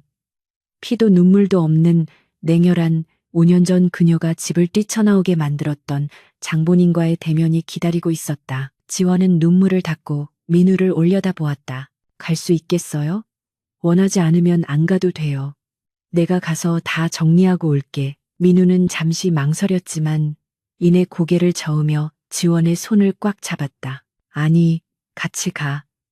당신 혼자 그 무서운 곳에 보낼 순 없어. 이제 내가 당신 남편으로서 정식으로 인사드려야지. 민우의 눈빛이 달라져 있었다. 더 이상 보호받는 약자가 아니라 사랑하는 아내를 위해 기꺼이 가시밭길을 함께 걷겠다는 남자의 결의가 담겨 있었다. 지원은 희미하게 미소 지었다. 그래, 이 남자라면 믿을 수 있다. 이 남자와 함께라면 그 어떤 지옥 같은 곳이라도 걸어갈 수 있을 것 같았다. 고마워요, 여보. 두 사람은 손을 맞잡고 회의장을 나섰다. 밖에는 수많은 취재진과 경호원들이 대기하고 있었지만 그들은 서로의 온기에 의지하며 당당하게 걸어나갔다. 검은 세단에 오르는 그들의 모습은 마치 전쟁터로 향하는 전우와도 같았다. 차가 출발하고 서울 도심을 가로질러 성북동의 거대한 저택들이 모여있는 부촌으로 향했다. 높은 담장과 육중한 철문이 위압감을 주는 화성그룹 본가. 5년 만에 돌아온 그곳은 여전히 차갑고 무거운 공기로 그들을 맞이했다. 대문이 열리고 차가 정원 안으로 들어섰다. 잘 가꿔진 조경수들 사이로 웅장한 저택이 모습을 드러냈다. 현관 앞에는 집사와 고용인들이 일렬로 서서 그들을 기다리고 있었다. 차에서 내린 지원은 잠시 현기증을 느꼈다. 과거의 기억들이 파노라마처럼 스쳐 지나갔다. 숨막히는 후계자 수업, 형제들의 암투, 아버지의 질책, 그 모든 것이 그녀를 저삼매던 사슬이었다. 하지만 지금 그녀의 곁에는 민우가 있었다. 민우가 그녀의 어깨를 감싸 안으며 속삭였다. 지원은 깊게 심호흡을 하고 고개를 끄덕였다. 두 사람은 굳게 닫힌 현관문을 향해 발걸음을 옮겼다. 문이 열리고 긴 복도 끝에 있는 거실 소파에 앉아있는 노인의 뒷모습이 보였다. 대한민국 경제를 쥐락펴락하는 거인 강철중 회장이었다. 그는 천천히 몸을 돌려 지원과 민우를 바라보았다.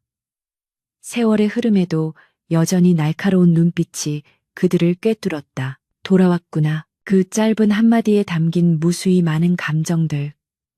지원은 아버지의 눈을 피하지 않고 똑바로 응시했다. 네, 아버지. 하지만 혼자가 아니에요. 지원은 잡고 있는 민우의 손을 들어 보였다. 강 회장의 시선이 민우에게로 옮겨갔다. 민우는 긴장으로 입이 바짝 말랐지만 허리를 꼿꼿이 펴고 정중하게 고개를 숙였다. 처음 뵙겠습니다. 이서윤. 아니, 강지원 씨의 남편 박민우입니다. 강 회장은 한참 동안 민우를 위아래로 훑어보았다. 침묵이 길어질수록 공기는 더욱 무거워졌다. 과연 그는 이 낯선 사위를 받아들일 것인가? 아니면 또 다른 시련을 줄 것인가? 거실을 짓누르는 침묵은 영원처럼 길게 느껴졌다. 강철중 회장은 찻잔을 들어 입으로 가져가는 짧은 동작조차 마치 맹수가 먹잇감을 앞에 두고 고르는 듯한 위압감을 풍겼다. 민우는 등줄기에 흐르는 땀을 애써 무시하며 흔들리지 않는 눈빛으로 노인을 응시하려 노력했다. 그는 지금 대한민국 경제의 거목 앞에 서 있는 것이 아니라 사랑하는 여자의 아버지 앞에 서 있는 것이라고 스스로에게 최면을 걸었다. 자네, 내 딸이 누군지 알고 나서도 도망가지 않았군. 강 회장이 찻잔을 내려놓으며 무겁게 입을 열었다.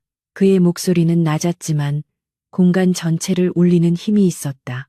그것은 질문이라기보다는 평가에 가까웠다. 보통의 평범한 사람이라면 화성그룹이라는 거대한 배경에 압사당하거나 반대로 탐욕을 드러내며 비굴하게 굴기 마련이었다. 강 회장은 그동안 수많은 인간 군상을 보아왔고 그들의 속내를 꿰뚫어 보는데 도 같은 인물이었다. 민우는 마른 침을 삼키고 입을 열었다. 목소리가 조금 떨렸지만 말투는 분명했다. 솔직히 도망치고 싶었습니다. 너무 무서웠으니까요. 하지만 제가 도망치면 지원 씨가, 아니, 제 아내가 혼자 남게 되지 않습니까? 저는 그게 더 무서웠습니다. 민우의 솔직한 대답에 강 회장의 눈썹이 꿈틀했다. 그는 예상치 못한 답변이라는 듯 민우를 흥미롭게 바라보았다. 돈이나 권력이 무서운 게 아니라 아내를 혼자 두는 것이 무섭다라. 계산적인 재벌가에서는 좀처럼 듣기 힘든 순수한 언어였다. 옆에 앉아있던 지원이 불안한 눈빛으로 아버지를 바라보았다. 혹시나 아버지가 민우의 말을 꼬투리 잡아 모욕을 주지는 않을까 걱정되었기 때문이다. 그녀는 민우의 손을 꽉 잡으며 무언의 지지를 보냈다. 강 회장은 맞잡은 두 사람의 손을 잠시 응시하더니 입가에 희미한 미소를 띄었다. 그것은 비웃음이 아닌 아주 낯선 종류의 인정이었다. 배짱 하나는 마음에 드는군. 5년 전 지원이가 모든 걸 버리고 나갔을 때 나는 그 아이가 밖에서 굶어 죽거나 울면서 다시 기어 들어올 줄 알았다.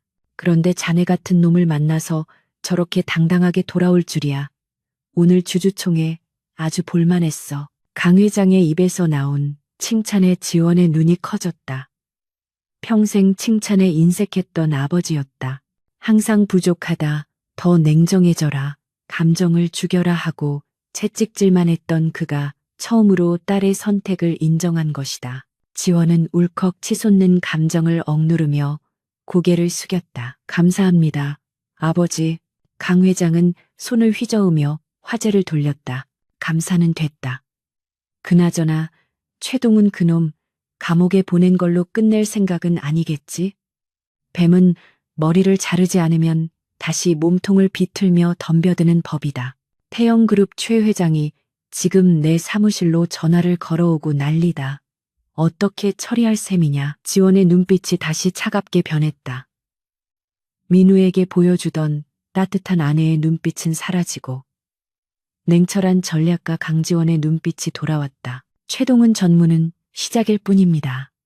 태영그룹이 민테크를 공격하면서 동원했던 불법 자금들, 정관계, 로비 내역까지 전부 확보했습니다. 이걸로 태영건설과 태영유통까지 흔들 생각입니다. 아버지는 그저 전화만 받지 말아주세요. 강 회장은 껄껄 웃음을 터뜨렸다. 독하구나. 그래, 내 딸답다. 알았다. 나는 뒷짐지고 구경이나 하마. 네가 판을 짰으니 네가 마무리해라. 그 시각 태영그룹 회장실은 초상집 분위기였다. 최영수 회장은 비서실장에게 재떨이를 집어던지며 고래고래 소리를 지르고 있었다. 아들인 최동훈이 수갑을 차고 끌려가는 장면이 뉴스에 반복해서 나오고 있었고 회사 주가는 하한가를 기록하며 곤두박질 치고 있었다. 은행들은 대출 회수를 통보했고 검찰 압수수색팀이 본사 로비에 들이닥쳤다는 보고가 올라왔다. 화성그룹 강 회장이랑 통화됐어? 안 됐어. 회장님. 강 회장님 측에서 일절 응답하지 않고 있습니다. 비서실에서도 연결을 거부합니다. 최 회장은 털썩 주저앉았다. 그는 사태를 파악했다. 이것은 단순한 개인의 일탈로 꼬리 자르기를 할 수 있는 상황이 아니었다. 화성그룹이 작정하고 덤벼든 것이다. 감히 자신이 강철중의 딸인 줄도 모르고 건드린 대가는 혹독했다. 그는 자존심을 버리고 직접 강지원에게 연락을 시도하라고 지시했다. 다시 화성 본가. 지원의 휴대전화가 울렸다. 발신자는 태영그룹 회장실. 지원은 잠시 액정을 바라보다가 민우와 아버지의 시선을 느끼며 통화 버튼을 눌렀다. 스피커폰으로 전환된 전화기 너머로 최 회장의 다급하고 비굴한 목소리가 흘러나왔다. 아이고, 강 이사님. 아니, 조카님. 나 최 회장이요. 이게 도대체 무슨 일입니까? 우리 동훈이가 실수를 좀 크게 한 것 같은데 우리가 남도 아니고 이렇게까지 해야겠습니까? 내 얼굴을 봐서라도 노여움을 좀 푸시지요. 지원은 싸늘한 표정으로 찻잔을 만지작거리며 대답했다. 회장님, 조카라니요. 저는 그런 호칭을 허락한 적이 없습니다. 그리고 남도 아닌 사이라니요. 어제까지만 해도 제 남편을 시골 촌놈이라 무시하고 협박하던 게 귀사의 전무였습니다. 이제 와서 친분 타령을 하시는 건 너무 구차하지 않습니까? 최 회장의 말문이 막혔다. 그는 헛기침을 하며 말을 돌렸다. 아, 그건 동훈이가 어려서 철이 없어서 그런 거고. 내가 단단히 교육시킬 테니 고소는 취하해 주시오. 그리고 민테크에 대한 적대적 MA도 전면 철회하겠소. 위로금도 섭섭지 않게 챙겨드리리다. 지원은 헛웃음을 지었다. 여전히 상황 파악을 못하고 돈으로 해결하려는 태도가 역겨웠다. 회장님, 지금 딜을 하실 입장이 아니신 것 같은데요. 검찰이 확보한 장부에는 최동훈 전무뿐만 아니라 회장님의 차명 계좌 내역도 포함되어 있습니다.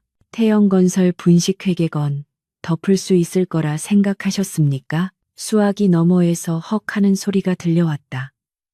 최 회장은 사색이 되었다. 그것은 태영그룹의 영린이자 터지면 그룹 전체가 공중분해될 수 있는 핵폭탄이었다. 당신, 그걸 어떻게? 화성그룹 정보력을 너무 얕보셨군요. 선택지는 없습니다, 회장님. 경영 일선에서 물러나시고 전문 경영인 체제를 도입하겠다고 발표하세요. 그리고 피해를 입힌 협력업체들에게 전액 배상하십시오. 만약 거절하신다면 내일 조간신문 일면은 태영그룹 회장 구속 기사가 장식하게 될 겁니다. 지원은 상대방의 대답도 기다리지 않고 전화를 끊어버렸다. 거실에는 다시 정적이 흘렀다. 하지만 아까와는 다른 승리자의 여유가 감도는 정적이었다. 강 회장은 만족스러운 듯 고개를 끄덕이며 박수를 쳤다. 훌륭하다. 아주 완벽해. 이제야 내 속이 다 시원하구나. 민우는 멍하니 아내를 바라보았다.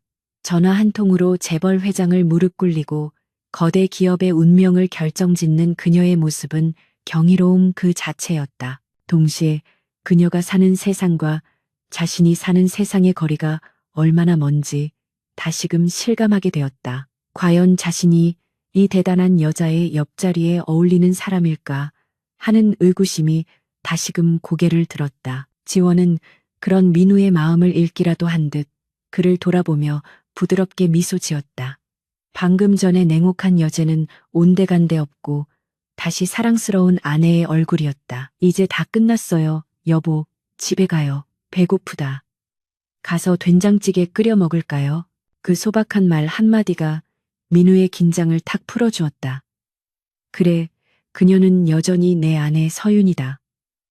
껍데기가 화려해졌다고 해서 알맹이가 변한 것은 아니었다. 민우는 마주 웃으며 고개를 끄덕였다. 두 사람은 강 회장에게 인사를 하고 저택을 나섰다. 강 회장은 현관까지 배웅을 나오지는 않았지만 창문 너머로 멀어져가는 두 사람의 뒷모습을 오랫동안 지켜보았다. 재미있는 놈이 들어왔어. 우리 집안에 생기가 좀 돌겠군. 그는 혼잣말을 중얼거렸다. 돌아오는 차 안에서 민우는 운전에 집중하면서도 힐끔힐끔 조수석에 앉은 지원을 쳐다보았다. 지원은 불편한 정장을 벗어던지고 싶다는 듯 어깨를 돌리고 있었다. 서윤아, 아니, 지원아. 민우가 조심스럽게 이름을 불렀다. 지원은 피식 웃으며 대답했다. 그냥 서윤이라고 불러요.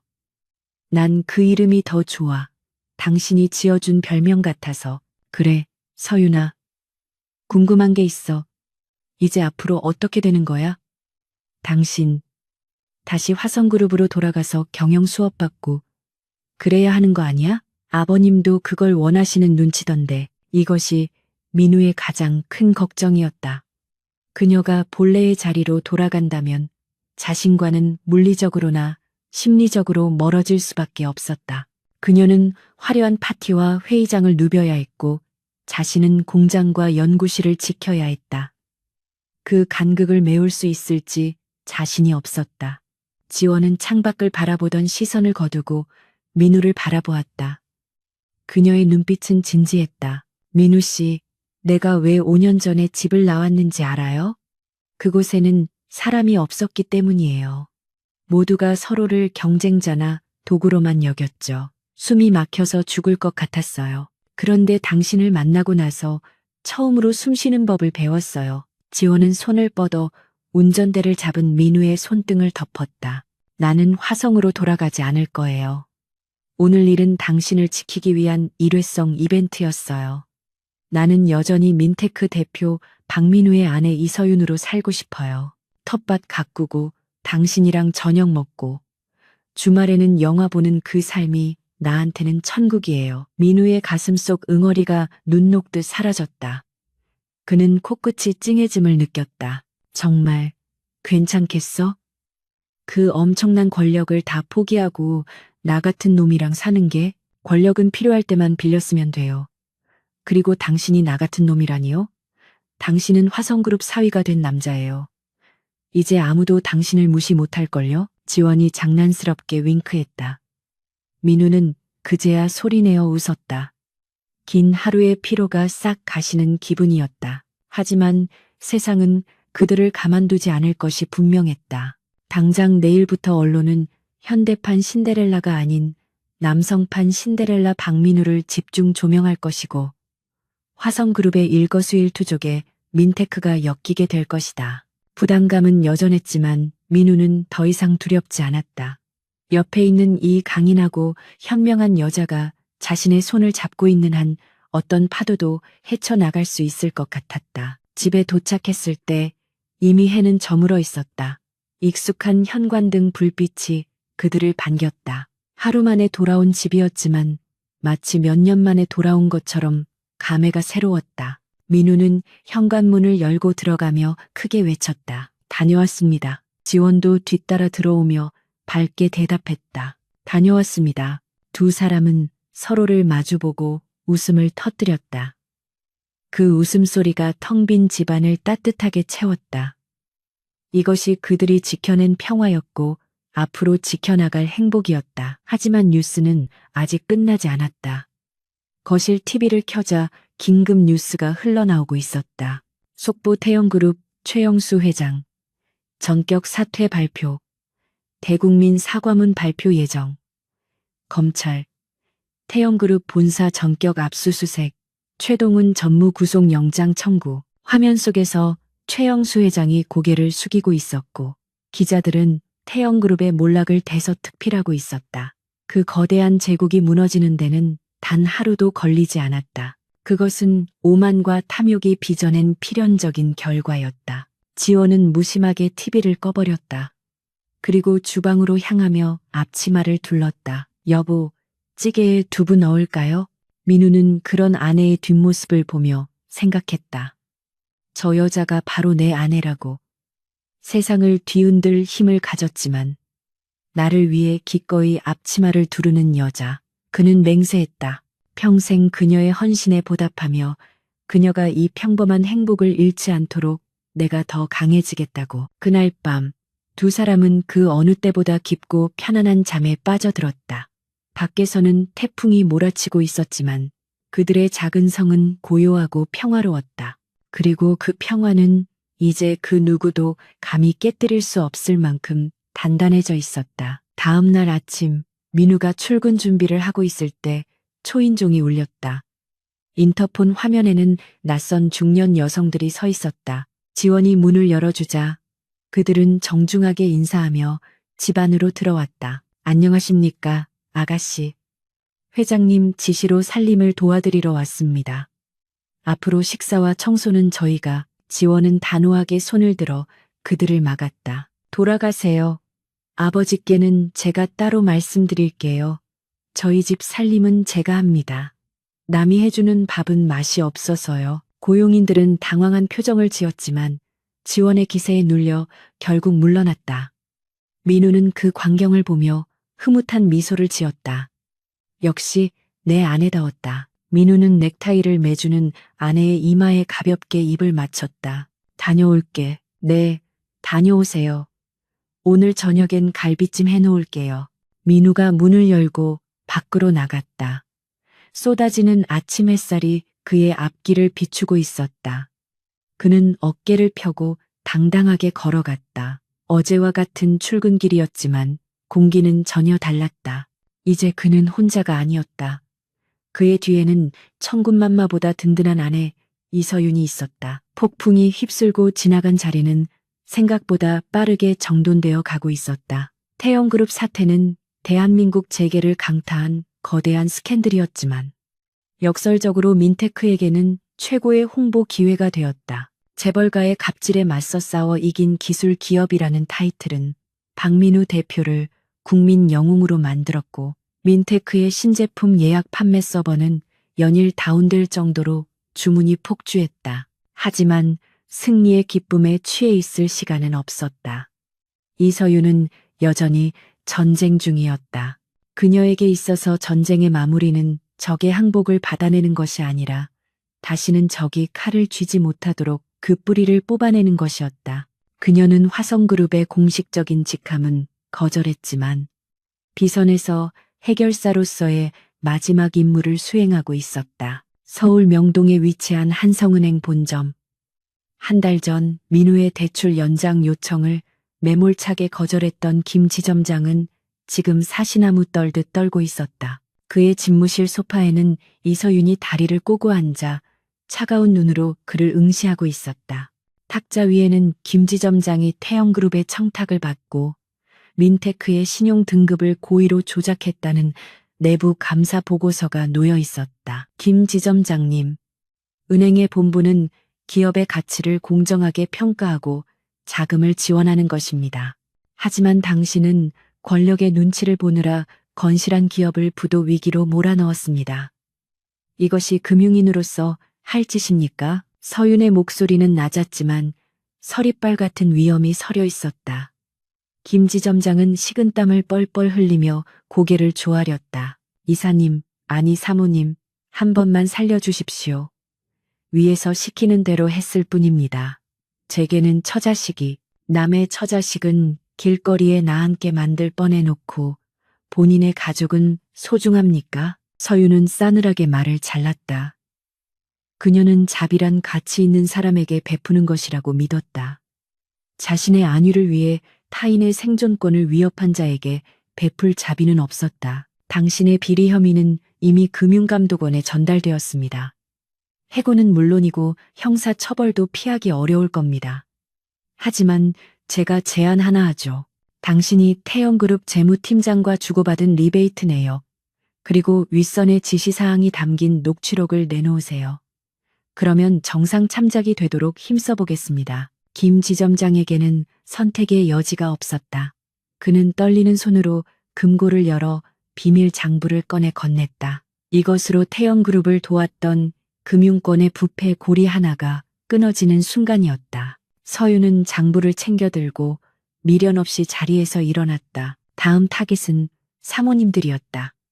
지난번 자선 파티에서 서윤의 옷차림을 비웃고 모욕을 주었던 상류층 부인들의 모임, 일명 청란회. 서윤은 청란회의 정기 모임 장소인 청담동의 고급 살롱에 예고 없이 등장했다.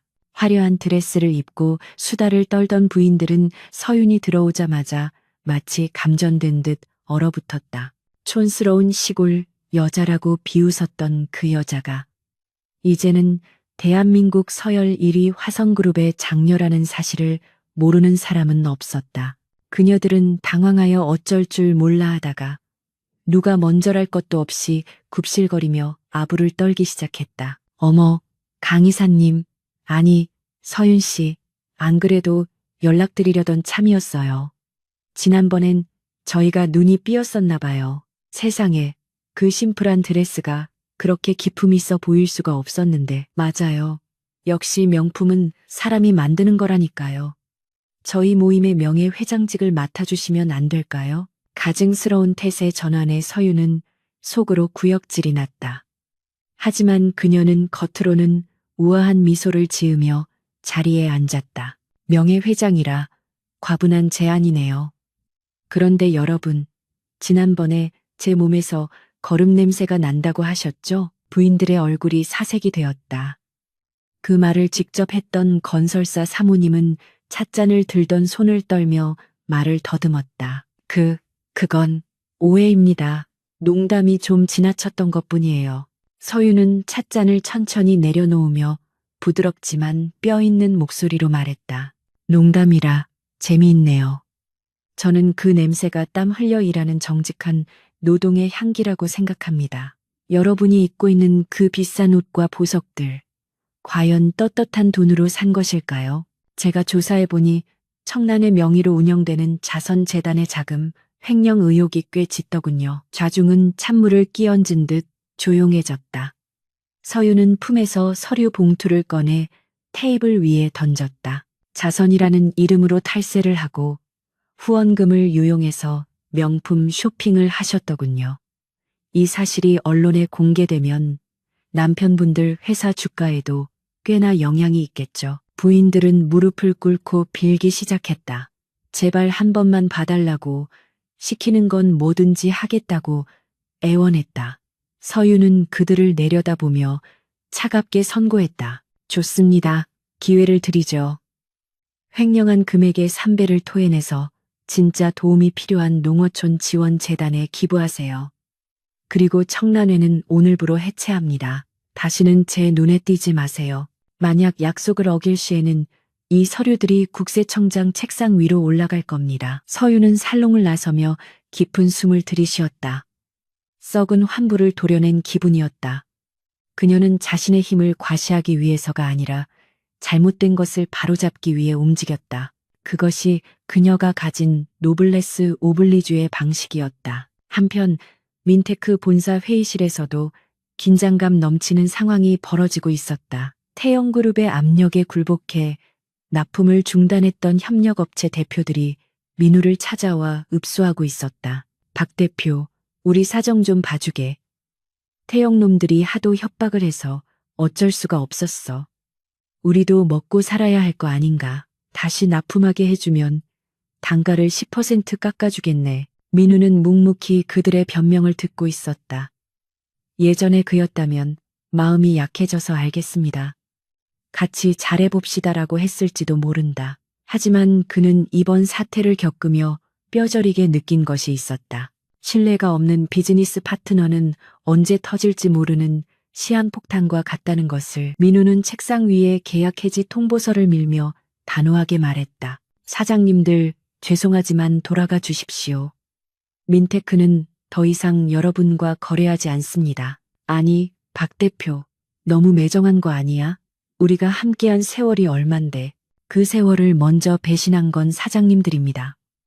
회사가 가장 힘들 때 등을 돌린 분들을 어떻게 다시 믿고 회사의 핵심 부품을 맡기겠습니까? 저희는 이미 화성그룹 계열사와 새로운 공급 계약을 체결했습니다.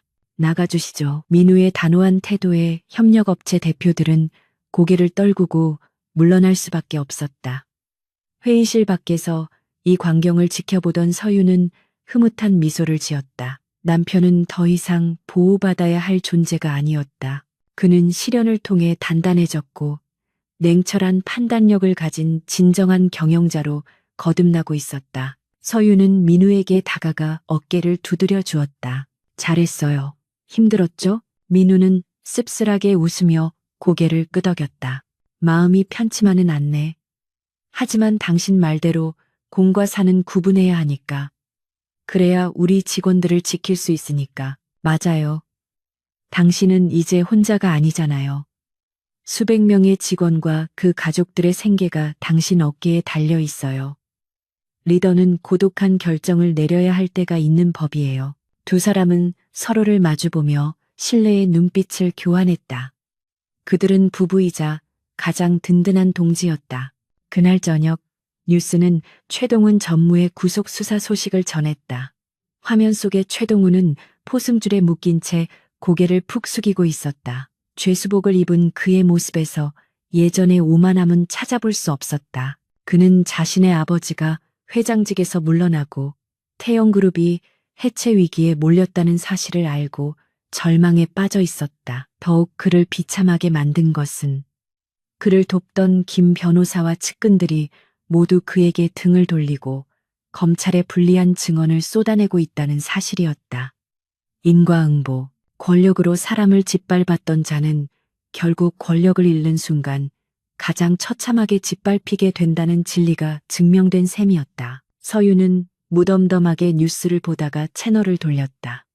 그녀에게 최동훈은 이제 지나간 과거의 파편일 뿐이었다. 그녀의 관심은 오직 미래, 그리고 남편과의 평범한 행복에 있었다. 며칠 후 화성그룹 본가에서 저녁 식사 초대가 있었다.